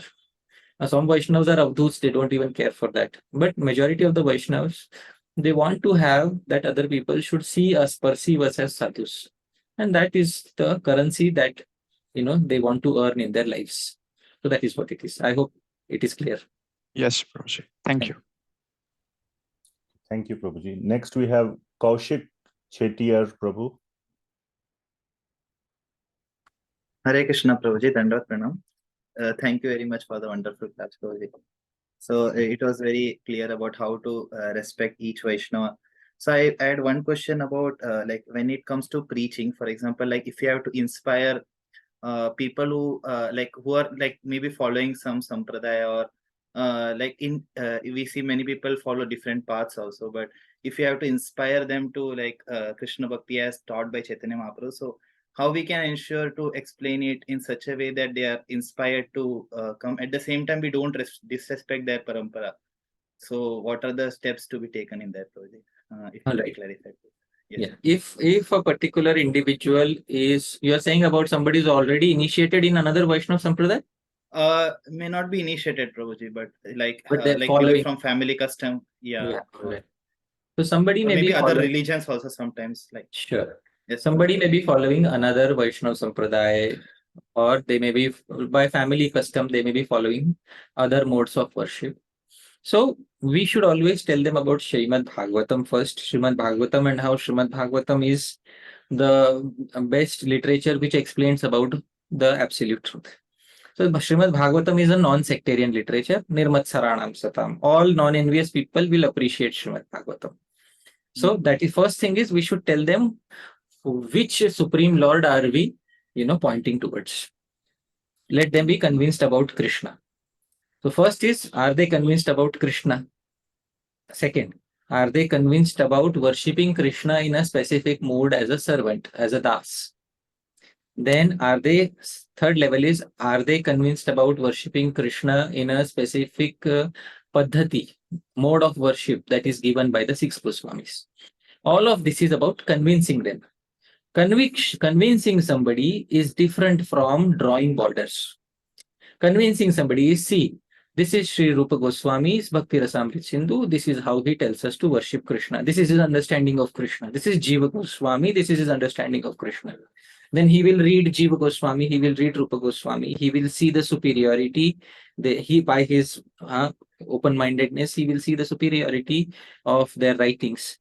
Then he will self-decide, okay, I want to be a follower of these people. Narrow-mindedness is telling them in advance, if you don't follow Rupa Goswami, I don't think you're going to get Krishna. So you draw the border first. That is narrow-mindedness. There are many people who did not follow Rupa Goswami from other sampradayas, but they attained Krishna. That's a fact. Sri Jayadeva Goswami appeared before Sri Rupa Goswami, but he attained Krishna. 100% it is a fact. But it is we who are drawing these borders. So rather than drawing borders, it's important to have an open environment where people can see the good qualities of each other and decide for themselves because they're intelligent. The Gaudiya Vaishnava Sampradaya should be based on its own excellence. We have enough excellence in the Sampradaya to attract anybody. Why do we need to have narrow isms and borders in order to attract people? So there is enough excellence in the Gaudiya Vaishnava Sampradaya to make somebody attracted. If somebody reads Srila Rupa Goswami's literature, if somebody reads Padyavali, my goodness, there is no literature like Padyavali. There is no literature like Padyavali. If somebody reads Gopal Champu, somebody reads Bhakti Rasamrit Sindhu, the mood towards Krishna that is projected in this literature is unparalleled. So what is the need of forcibly trying to, recruit? That's what we call them, a recruit. In the Russian military, there's something called as conscript. This, a conscript is a person who is enlisted in the military without his approval. that's what a conscript is. So sometimes we try to get conscripts in the army because we are fighting a war against Maya. So many such narratives are given. So first and foremost, the person should be convinced. Okay, even if we think that this is a war going on against Maya and we have to fight and whatever, first and foremost, let the soldier be convinced that he has to fight on a particular side. Then it's okay. So I hope the difference is understood. So encourage showing the literature, let them decide by their good intelligence. That's how most of us became devotees. If I like you are belonging to, you're from ISKCON, right? Kaushik Prabhu? Just a minute. Yeah. You are from which? You're from yes, bro. Yes, yes. Bro. Yeah. So did somebody gave you Srila Prabhupada's books and you evaluated them independently in order to become a devotee, or did somebody come to you and say, if you don't read Prabhupada's books, you're going to hell tomorrow? How did it happen? No, it was based on my inspiration. Like I like the philosophy and yeah, good. Let that be the same for everything else. Okay. Yes. Thank you. Thank you so much. Very good. So thank you, Prabhuji. I'll try to see if we can give Raj Parikshit Prabhuji another chance to unmute. Is that okay, Prabhuji? Yeah, I've asked him to unmute again. Somehow he is not able to unmute. I don't know for what reason. Let's go to somebody else. Who's the next one? Omkar Prabhu is next. Okay, Omkar Prabhu. Hare Krishna, Prabhu, Dandavat Pranam. Prabhuji, in the word for word for the Diksha, you translated it as, I think, could you take back to the slide? It was something regarding manifesting of Diksha by Sri Guru. Yeah. Could you please explain this? Because Yeah. it was a little unambiguous. Okay, I'll share the slide again and we can see exactly what was written there. So this is what the slide said. It's in front of you. Diksha asti, Diksha is there. So Diksha is there, but Diksha from whom? Diksha from a guru has to happen. So that is what I have written here. So anything out of the place here? Why did you use the word manifested? I was thinking about this term. Because one doesn't take Diksha. Diksha is not taken. It's not like you go to a supermarket and Diksha is on shelf number 6. So Diksha happens by the arrangement of Bhagwan. That is what ideally Diksha is meant to be. People say, I have taken Diksha. But Diksha was not supposed to be taken. Diksha was supposed to be received from the Guru. I have received Diksha from the Guru by the mercy of Sri Bhagwan. So therefore, I said Diksha has manifested because Diksha ideally manifests by the divine arrangement of Bhagwan. It is Bhagwan who manifests Diksha in the life of a devotee by bringing the Guru, the proper Guru and the proper disciple together on the same place and the same way. That's how Diksha happens. So Diksha manifests by the mercy of Bhagwan. That's what. Yeah. All right. Yes. In the next session too, are you going to add any filters or maybe additional things about this point? Yeah. There is definition of Diksha coming up in the next. session. We want, because this verse is detailed, and I have all the time in the world for discussing these details. So we will take up all the details. Don't worry, all with Diksha, and we'll break down the term, what is the meaning of Diksha. So Srila Bhaktisiddhanta Saraswati Thakur has discussed the meaning of Diksha in his Anuvritti commentary. So I saw that, but it was too much to cover in one session. When it becomes too much, better to put it for the next session. First and foremost, I wanted to establish the baseline. Every Vaishnava should be respected.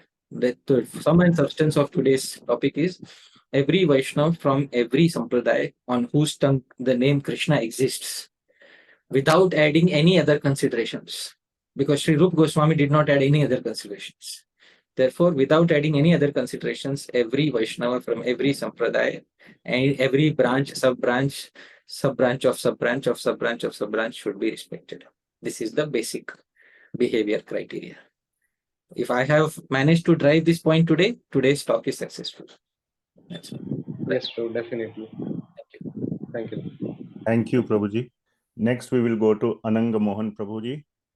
Yeah, Anang Mohan Prabhu, let me ask him to unmute. Hare Krishna, Prabhuji, Dandapam. Thanks a lot for again such a wonderful session. Prabhuji, Krishneti Yasya Girita. So, what it means that Krishna manifests on his tongue. So, dedicated to the Nam Bhajan of Krishna without taking initiation, or in general parlance, whoever chant single name of Krishna once in a life, it is taken like that. What is the meaning here? The meaning is anybody who has chanted even once. Because if it would have meant Diksha, then Sri Rupa Goswami in the next line is going to say Diksha Asti. Then it will become the fault of repetition. Why will Srila Rupa Goswami exhibit the fault of repetition in the same?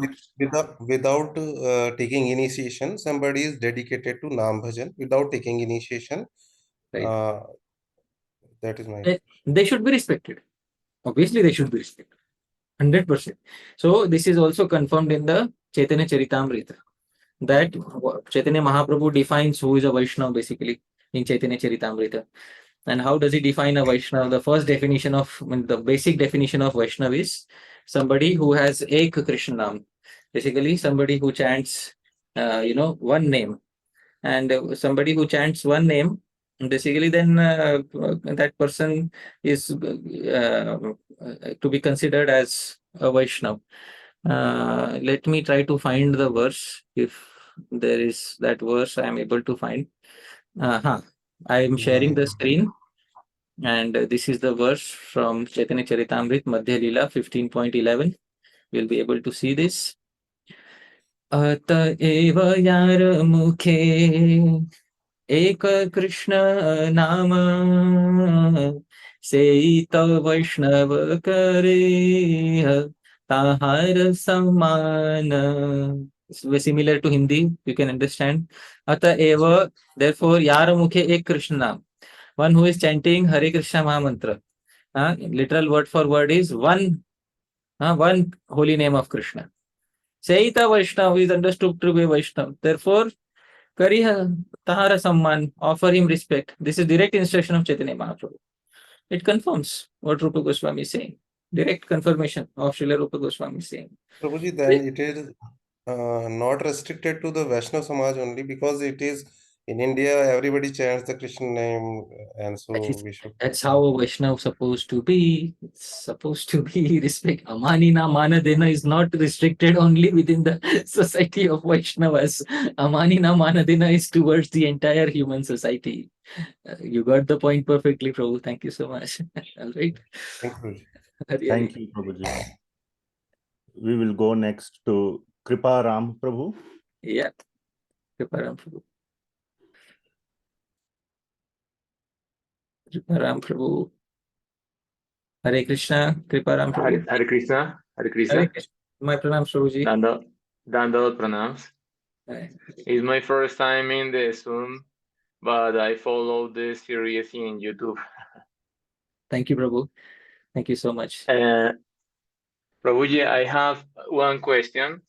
Thank you for your speaking in the spirit of Vasudeva Kutum, that all we are one family. But for example, in some parts of the of the purpose of our Purva Acharyas, they speak very heavy about, for example, the Babajis in Radhakunda or something like that. And some devotees don't understand the situation in this time and try to argument some rejecting for the Babajis or the Goswamis in base of this purport. How can help these devotees to understand the context in which certain comments were writing in this moment? Thank you, Kriparam Prabhu. So Kriparam Prabhu is, my friend from Gaudiya Parivar. Prabhu, which Parivar are you belonging to? My guru is from the Gaudiya Math. He's the disciple of Bhakti Maharaj. Oh, but pranam. So, Kriparam Prabhu is from the Gaudiya Math, and it's very nice. Prabhu, you asked a question. Some of the previous acharyas spoke heavily against the Babajis. So, actually, they spoke not against the institution of Babaji, but they spoke against some of the practices that had crept into the institution of the Babajis. That is what they spoke against. The human mind has a tendency to generalize. So, because there were many things wrong in the institution of Babajis, therefore, the wholesale institution is wrong. That is what many people start thinking. But in our own lineage, there are many Babajis. Shri Gaur Kishore Das Babaji, Shri Jagannath Das Babaji. So these are all from the Babaji Samaj. Srila Bhakti Siddhant Saraswati Thakur's one disciple, Shri Akinchan Krishna Das Babaji. So he also had his own Babaji disciples. So Babaji as an institution is very good, provided the principles of the Babaji Vesh are followed nicely. Once the principles are followed nicely, all institutions all dresses, all forms of Varna and Ashram are good. Tomorrow, if today Srila Bhakti Siddhanta Saraswati Thakur would have seen deviations in the sannyas ashram, he would have immediately criticized. He would have said that, this is incorrect. In the name of sannyas, you are doing this and that. He would have immediately spoken up. So wherever they will notice a discrepancy, they will point out that specific discrepancy. But there are some people who will take it as a wholesale criticism of the entire institution of Babaji. So when such people are done with their criticism, we should silently, through our speaking, we should instill faith in the hearts of people that the entire institution of Babaji's is not incorrect. Some practices at that point of time were incorrect. If those practices are rectified, then even in the institution of Babaji, anybody can attain perfection in their life. That is not an issue. So this is very simple. Srila Bhakti Siddhanta Saraswati Thakur was never against the entire Babaji institution. But his own guru is a Babaji, and his own guru's Bhakti Vinod Thakur at the end of his life, Srila Jagannath Das Babaji, they're all Babajis. So he will not be against the entire institution. But there are some devotees who want to speak against all the Babajis. So we can't do anything about that because it's their freedom to speak. But it is also our freedom to be like the back end of the needle, to patch it up. So we will see many people who are like the front end of the needle. They're dividing the society. I gave the example of the needle. The front end of the needle divides the cloth. The back end of the needle stitches the cloth. So some people are like that front end of the needle. They divide the fabric of the Vaishnava society. So let us try to be like the back end of the needle, which stitches together the society. Through our prachar, through our preaching, we should try to bring people together. But this would be most pleasing to Srila Bhakti Siddhanta Saraswati Thakur. Most pleasing to Srila Bhakti Siddhanta Saraswati Thakur would be if different Vaishnava groups follow their ashramas nicely, behave nicely, live up to the expectations of their ashram, and cooperate in order to spread the message of Sri Chaitanya Mahaprabhu. Most pleasing to Srila Bhakti Siddhanta Saraswati Thakur. That is what I would like to say. So through your personal prachar, you can set a better example in that regard. Thank you so much, Prabhu. Thank you for your Prabhu. Thank you, Kriparam Prabhu. Next, we'll go to Omkar Prabhu. Okay. He's co-host. He can unmute. Okay. Hare Krishna, Prabhu, Dandat Pranam. Prabhuji, in this verse, one verse of Bhagavatam, you quoted how a person who has, you could say, less qualities, or I would say, from a practical point of view, new person compared to us in devotional service. So they offer respect to us. In that case, many a times we face some kind of difficulty accepting such kind of words. And even sometimes what happens is, generally people who are new to devotional service, they try to offer respect in such a elaborate way that sometimes it's seriously becomes a little more than what can be digested. So sometimes we try to ignore such people. So although it feels like, oh, we are ignoring a Vaishnava, and at the same time we don't want to get into all that uncomfortable feeling. So, see, when people offer respect to us, we should understand that respect also, when somebody offers respect, there are people who do ati stuti, over respect, over glorification. So, if there is somebody who does ati stuti, we know we are not qualified for that, and then suddenly, somebody comes and says, "Oh, Prabhu, you are like the next incarnation who was meant to deliver everybody from the surface of planet Earth." Somebody comes and says like this to us. We know that they are doing some ati stuti. So, ati stuti hai nindar lakshan. Chaitanya Mahaprabhu says, somebody was calling Chaitanya Mahaprabhu as Krishna. Prabhu kahe Vishnu Vishnu ki kaha sarvabhaum. Ati stuti hai a nindar lakshan. So this we should understand. What is the meaning of ati stuti nindar lakshan? Such over glorification is simply another form of criticism or blaspheming, basically. So this is what it is. So somebody who over glorifies and clearly over glorifies, we should know that there is, some ninda in that, some criticism embedded in that. So such we can clearly say this is not for me. We can clearly say this is not. Now sometimes some people do some justified glorification. And when they do some justified glorification, at that point of time, you can say something very simple, that your words are pure like the Ganga, and my Gurujanas, Guru Parampara is also pure like the Ganga. So I offer your pure Ganga-like words to my pure Guru Parampara, just like the Ganga is offered to the Ganga. Very simple. Say like this. And you actually think like that mentally also. So his words are pure. You take all of that and you give all the good, nice adjectives to, your Gurujanas. Those adjectives definitely fit Gurujanas and Guru Parampara. So just a Vaishnav's function is to take all of those good things and put them in the proper place without being affected by them.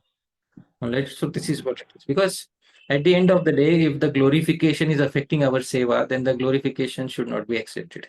It's a very simple thing. The main thing in a Vaishnav Samaj is our life is our seva. If our seva is continuing nicely, then all other things are secondary. If some glorification is coming and we are not able to dovetail it, I am telling you where to dovetail it. You just give it to your Gurujanas and say it belongs to my Gurujanas, and all the good adjectives belong to them. This you can say and move ahead in your seva. That way you will be happy. You don't have to take the luggage of so many, upadhis with you. And you'll be free from all of that. So I hope this is clear. Right? Yes, true. Definitely, I'll offer it. Keep it lightweight. Overloaded by upadhis, it becomes difficult to carry oneself. Keep it lightweight. Keep it lightweight. And so that once you have lighter weight of upadhis, lighter weight of glorification, then you don't have to carry and project an image of yourself anywhere. Once you don't have to carry and project an image of yourself anywhere, you are free to be yourself. Once you are free to be yourself, that is the most natural and organic way of living your life. And the inorganic way of living your life is to take on a role, which or to take on, to be somebody, to take on, not to take on a role, but to act in a capacity which one is not truly, which one is truly not. So rather than acting like somebody, we should be who we are as Vaishnavas. the best way to do it is to not accept too much glorification, pass on the glorification to the previous acharyas, continue your seva, and wherever the seva takes us, we should be happy with that. Because at the end of the day, Bhagwan is going to see that, precisely that, what seva we rendered. That's all. So that is what we should be focusing upon. Thank you, Prabhu. I hope it answered your query. Yes. Thank you. So, Prabhuji, Yes. we are now in the second round. So, before that, I saw some hands up, but they went down, like Gayatri Mataji. Maybe it was accidentally put down. Okay, let me ask. Her name is Geeta Priti Mataji. Geeta Priti Mataji, you raised your hand. Was it because you wanted to ask a query? Yeah, Prabhuji, sorry, I'm not able to put my video on. I wanted to thank you, Prabhuji, about the respect thing, because devotees are actually going up against the stream, in the sense that they're facing so many challenges on their personal life, and they're struggling to follow their devotion. And in case we hurt them by any chance, we are doing a disservice, because they themselves are sometimes Lord is testing them. Sometimes they're going against a society, a way of a society. So the respect is a very important topic. So thanks for bringing it. Secondly, about Krishneti, because anyone who is chanting the holy names, so Bhagavatam says he has already done a lot many austerities. That's why he is chanting. So it is not like we should not be judging anyone, or it is against the respect. So this is another a very good point, Prabhuji. So I wanted to thank you on that. I just wanted to understand, because you said that we should not, when we are leaving, Radha Govind Maharaj says that we should not be taking any designations. But generally, when we do a Bhakti Shastra, Bhakti Vaibhav, we just do it because there is something, a kind of a discipline which comes with it. Because like people like me who don't have a disciplined studies, so it helps us. So we are not looking for any kind of a designation, but these do help us. So just one point, that's it, Prabhu. Yeah, Otherwise, I mean, I thank you, Prabhuji. Yeah, well, thank you so much, Mataji. Yes, I agree that many devotees do Bhakti Shastri and other courses because they want to study in a disciplined manner. One good thing about Bhakti Shastri and other courses is many times devotees complete their courses, but still they don't add Bhakti Shastri to their name. They don't add Bhakti Vaibhav to their name. So that's a good thing, because there are many devotees who are Bhakti Shastri, but they just call themselves Das or Dasi. They don't add the title Shastri to their name, which is very good, because it keeps the baggage of upadhis low, which is very good. And it's a very good thing that we see in the society, that even after becoming Bhakti Shastri, a person doesn't add the title Shastri to their name. Let's say tomorrow, Parama Karuṇā Prabhu, you are already, you have finished Bhakti Shastri, Prabhuji? Yes, Prabhuji. So then you should add Shastri to your title. Parama Karuṇā Das Shastri. Would you like to add that? No, Prabhuji. Right. So let's keep the baggage of upadhis low. So that's a good idea, prevalent in the society. Thank you. So we will again go back to Kaushik Chettiar. Kaushik Prabhu. Sure. Hare Krishna, Prabhuji. Thank you for opportunity to ask.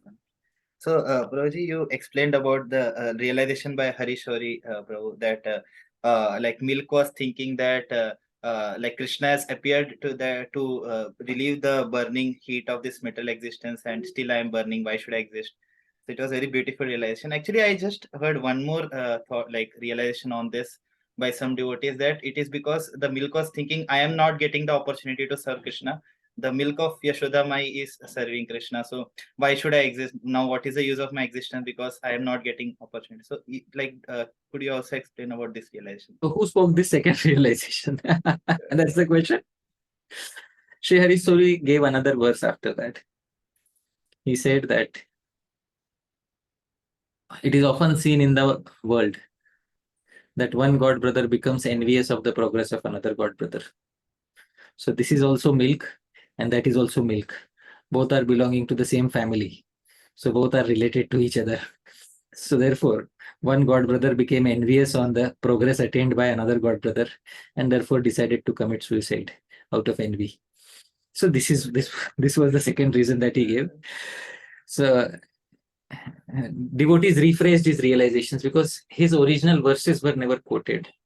The devotees just used to rephrase him from time to time, and his name was never mentioned. But it was he who gave these realizations. These realizations came from his heart. So it is important to give credit where it is due. So it was that personality from whose heart these two realizations came. So the second realization is in Arya meter, I remember. Prayah sarvasya dussaho bhavati. Generally, everybody is intolerable to see the progress of a near and dear god brother or relative. So the milk started boiling out of envy on seeing the progress attained by his god brother, the other milk, breast milk. So this was what was the original, and then it got rephrased into what you are hearing commonly. But he is a personality because I quoted him because somebody asked me, is he bona fide?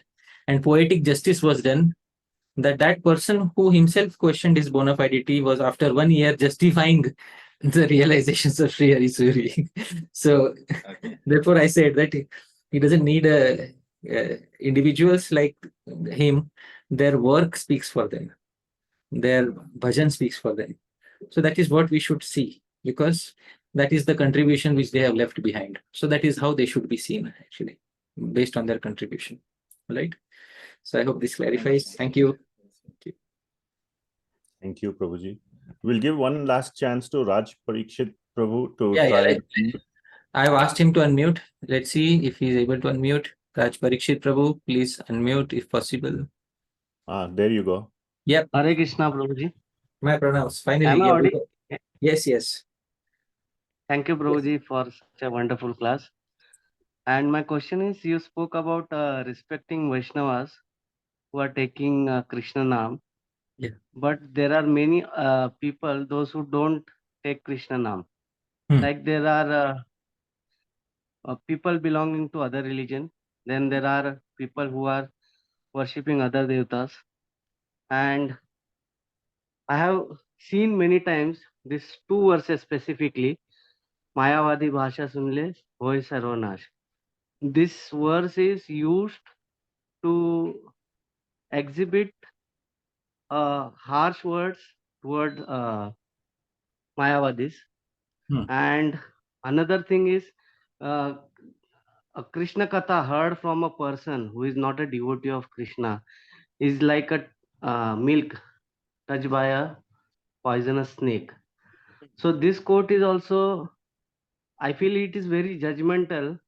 The person who is speaking Krishna Katha, not considering if he is not in Parampara, in our Parampara, considering him as a serpent.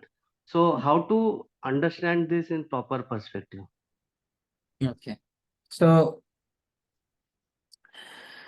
first thing is, there are some people who are, not chanting Krishna Nam. They are chanting basically they may not be chanting, they may be chanting Nam of some other Devata. So therefore I had quoted the verse from Narad Muni, also from 7th canto, which was a more general understanding, which said very clearly, Narad Muni said that those who are situated in Paradharma, their foremost duty is to not exhibit any type of violence towards any particular entity through body, minds, and word.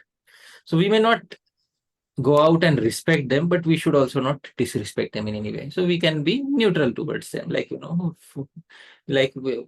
people who don't know each other, neither respect or nor disrespect each other, they just remain neutral towards each other. So let's remain neutral towards those people so that we don't attract any negativity. That's what is a very good thing to do in the material world. And if we see such people who are not devotees of Krishna, but they're still very talented, well learned in Shastra, whatever, yad vibhuti mat sattvam, Bhagavad Gita says very clearly. I'll show that verse from Bhagavad Gita. Yad vibhuti mat sattvam,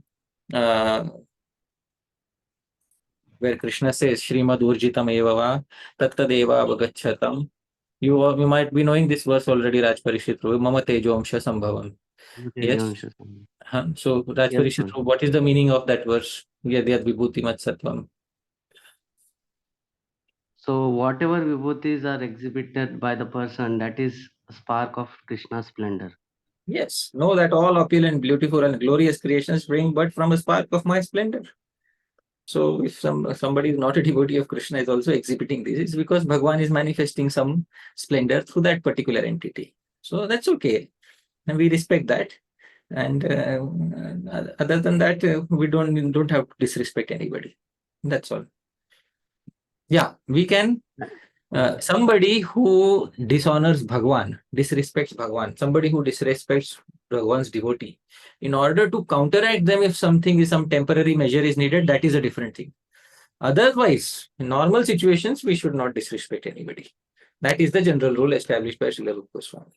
So I hope that otherwise, if somebody is disrespecting Bhagwan or Bhagwan's devotee, and if it is possible for us to take an action, then we should take some action in order to protect the glory of Bhagwan and his devotee. Otherwise, in day-to-day interactions, we should not try to disrespect anybody. That is, it's an instruction in the Bhagavatam. It's not some modern self-help that I am speaking. So it's right there in the Srimad Bhagavatam. I quoted from Narad Muni. All right, thank you, Prabhu. And how to understand this Mayavadi Bhasha Sunle and Serpent example? Mayavadi Bhashya Shunile. How is Sarvanas? So let's say somebody is from the Advaitavad school. Now Shunile means, Mayavadi Bhashya Shunile means, you hear carefully and try to assimilate it. Mayavadi Bhashya Shunile. You hear Mayavadi Bhashya from somebody and you try to accept those principles, think about those principles. Then it is possible that your Vaishnavism may suffer. But doesn't mean that everything that comes out of the mouth of a person who is following the Advaitavad school is like that. If that person is speaking Advaitavad, if an Advaitavadi is speaking Advaitavad, then to accept that Advaitavad is harmful to one's bhakti. If an Advaitavadi is speaking pure bhakti, is speaking principles of bhakti, and to accept that is not against your bhakti. In the Padyavali, Srila Rupa Goswami compiled so many verses from individuals who are from an Advaitavadi background. There are verses by Sri Lakshmidhar. There are verses by Sri Madhusudan Saraswati. In Srila Vishwanath Chakravarti Thakur's Bhagavad Gita commentary, he is referring to Sri Madhusudan Saraswati as Sri Madhusudan Saraswati Padaha, the respected Sri Madhusudan Saraswati. No, why should Sri Madhusudan Saraswati be called as Sri Madhusudan? Because we have heard all this serpent touching milk, all of this we have heard. But when Sri Madhusudan Saraswati starts speaking something which is fully in line with pure bhakti, Vishwanath Chakravarti Thakur would respect that. Why will he not respect? Because Sri Vishwanath Chakravarti Thakur has Nirakshira Vivek, the critical ability to distinguish the milk from the poison. So somebody who doesn't have that critical ability, for them everything is poison. But somebody who has the ability to distinguish between milk and poison, they can accept the milk part.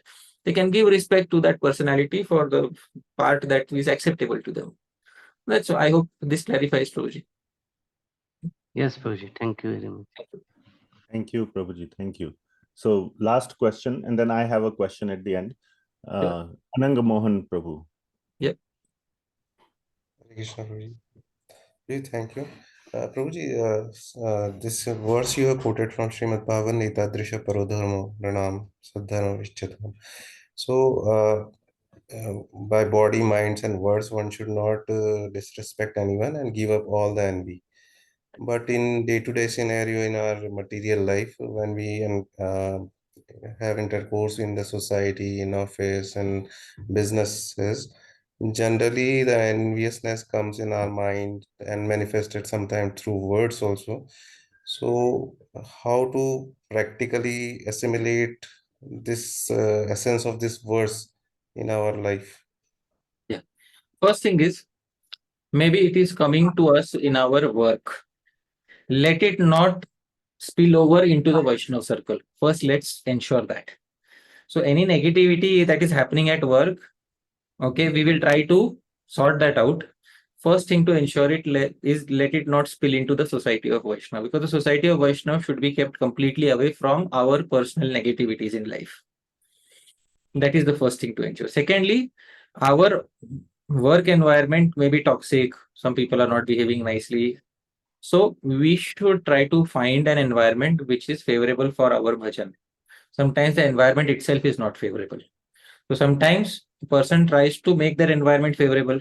If it is not becoming favorable, then the person tries to find another environment which is more favorable.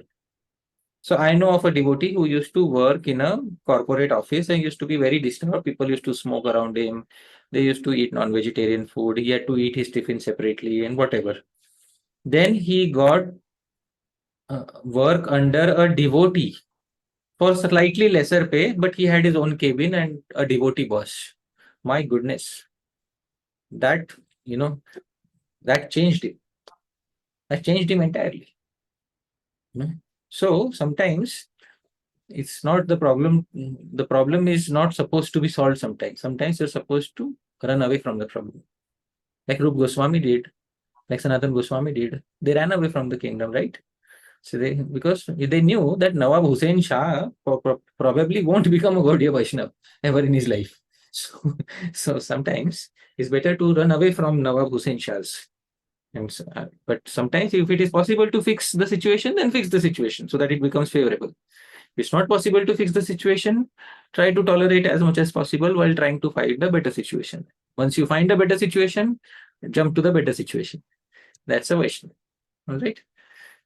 So keep your don't take a big risk, but always try to find a better situation where your Vaishnavism can be practiced more favorably. That is what I would like to say. If you're like me, who likes to take a big risk, then my best wishes. Right. Thank you, Prabhuji. Thank you, Prabhuji. I have a comment and a question, Prabhuji. So first, I just want to say that thank you for allowing me to serve as the facilitator or the the host. And I just want to say that this half an hour I was doing, it was so much, pressure and focus, who's on, who's next hand and all. And I just realized how much Dhāmeśvara Mahāprabhu Prabhu for 26 weeks, he has been doing this for the entire session. All glories to Dhāmeśvara Mahāprabhu Prabhu. Sometimes he's doing it while taking care of his little girl. So yes. So it's I realized, when put in that situation, I could realize what a great service he's doing. So thank you to we appreciate him very much. Thank you so much. My question is, Prabhuji, in this verse number 5, from what I heard from your Anvay today, there are 4 categories mentioned. So far, somehow my incorrect understanding had been 3, but is that the right takeaway, that there are 4 categories mentioned, especially in the third one, Bhajana Vigyam versus Nindadi Shunya Hridam? Those are level, and then the next level up. Right. So that's how the Anvay or the breakdown of the verse was done by Sri Radharaman Goswami. And there are many Anvays. He himself has done another Anvay. My thought process was to do an Anvay which will be easy for everybody to understand. Because if devotees understand one good translation of the verse, then they have taken the verse home. So, but if an Anvay is possible through some other means, then we can try to do that also. So, multiple Anvays may be possible. And the Anvay here was preferred by me because I like it when categories are more. So then we can put, when there are more number of shelves, we have more specialization. So therefore, I chose an Anvay which increased the number of categories. Other than that, if there are some other ways of doing an Anvay in which you can categorize it in different ways, that's also good. And still, we are not getting into the detail of the Anvay in today's session, because today's is only about laying the foundational brickwork that at least respect everybody who has come to the society of Vaishnavas. Have respect for them, and what is the basic culture of respect? Because some people, they come with the cultural baggage of, who are you? Why do I need to respect you? So Sri Rupa Goswami wants to correct that in the very beginning for the newcomer. Because once it becomes a chronic issue in one's nature, then it's difficult to resolve. So that's what it is for. Thank you, Prabhuji. Another quick question, Prabhuji. Sorry. You mentioned about Madhusudan Saraswati ji's commentary, or Sri Vishwanath Chakravarti Thakur taking up. So I have seen some places in Sri Vishwanath Chakravarti Thakur ji's commentaries where he has quoted Madhusudan Saraswati.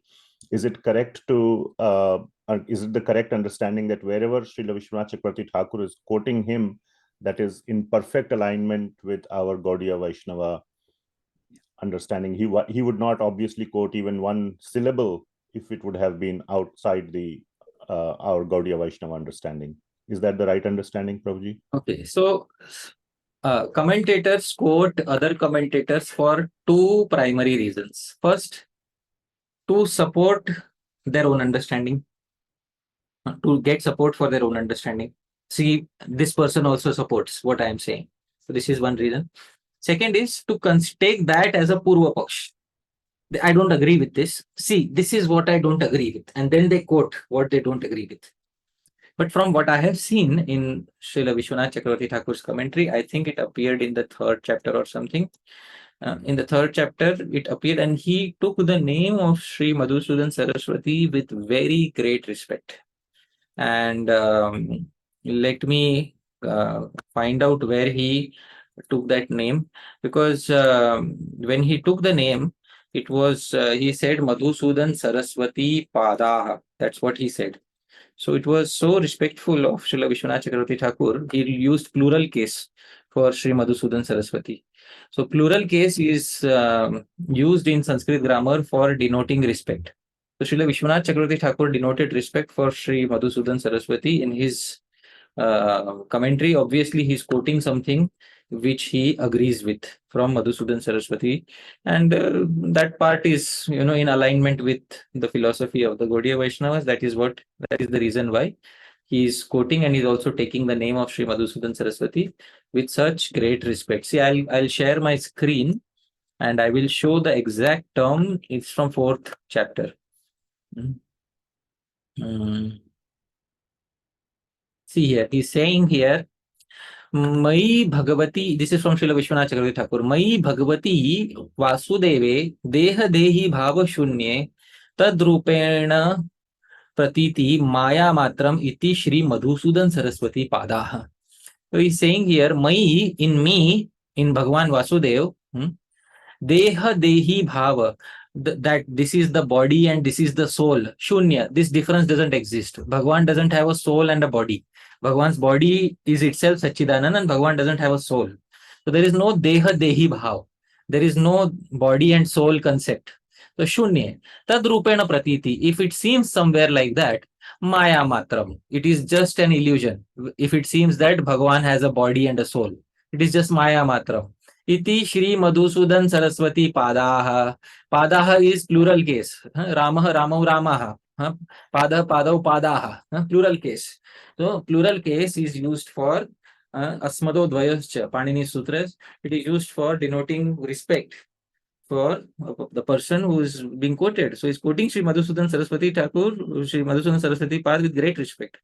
Another thing is, when Sri Madhusudan Saraswati wrote a commentary on Bhagavad Gita, it's unparalleled commentary in the Advaita Sampradaya. Unparalleled commentary.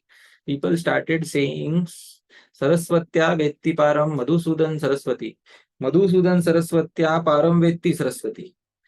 Saraswati knows what is the limit of learning of Madhusudan Saraswati, and Madhusudan Saraswati knows what is the limit of learning of Saraswati. That's what started, that was about Madhusudan Saraswati.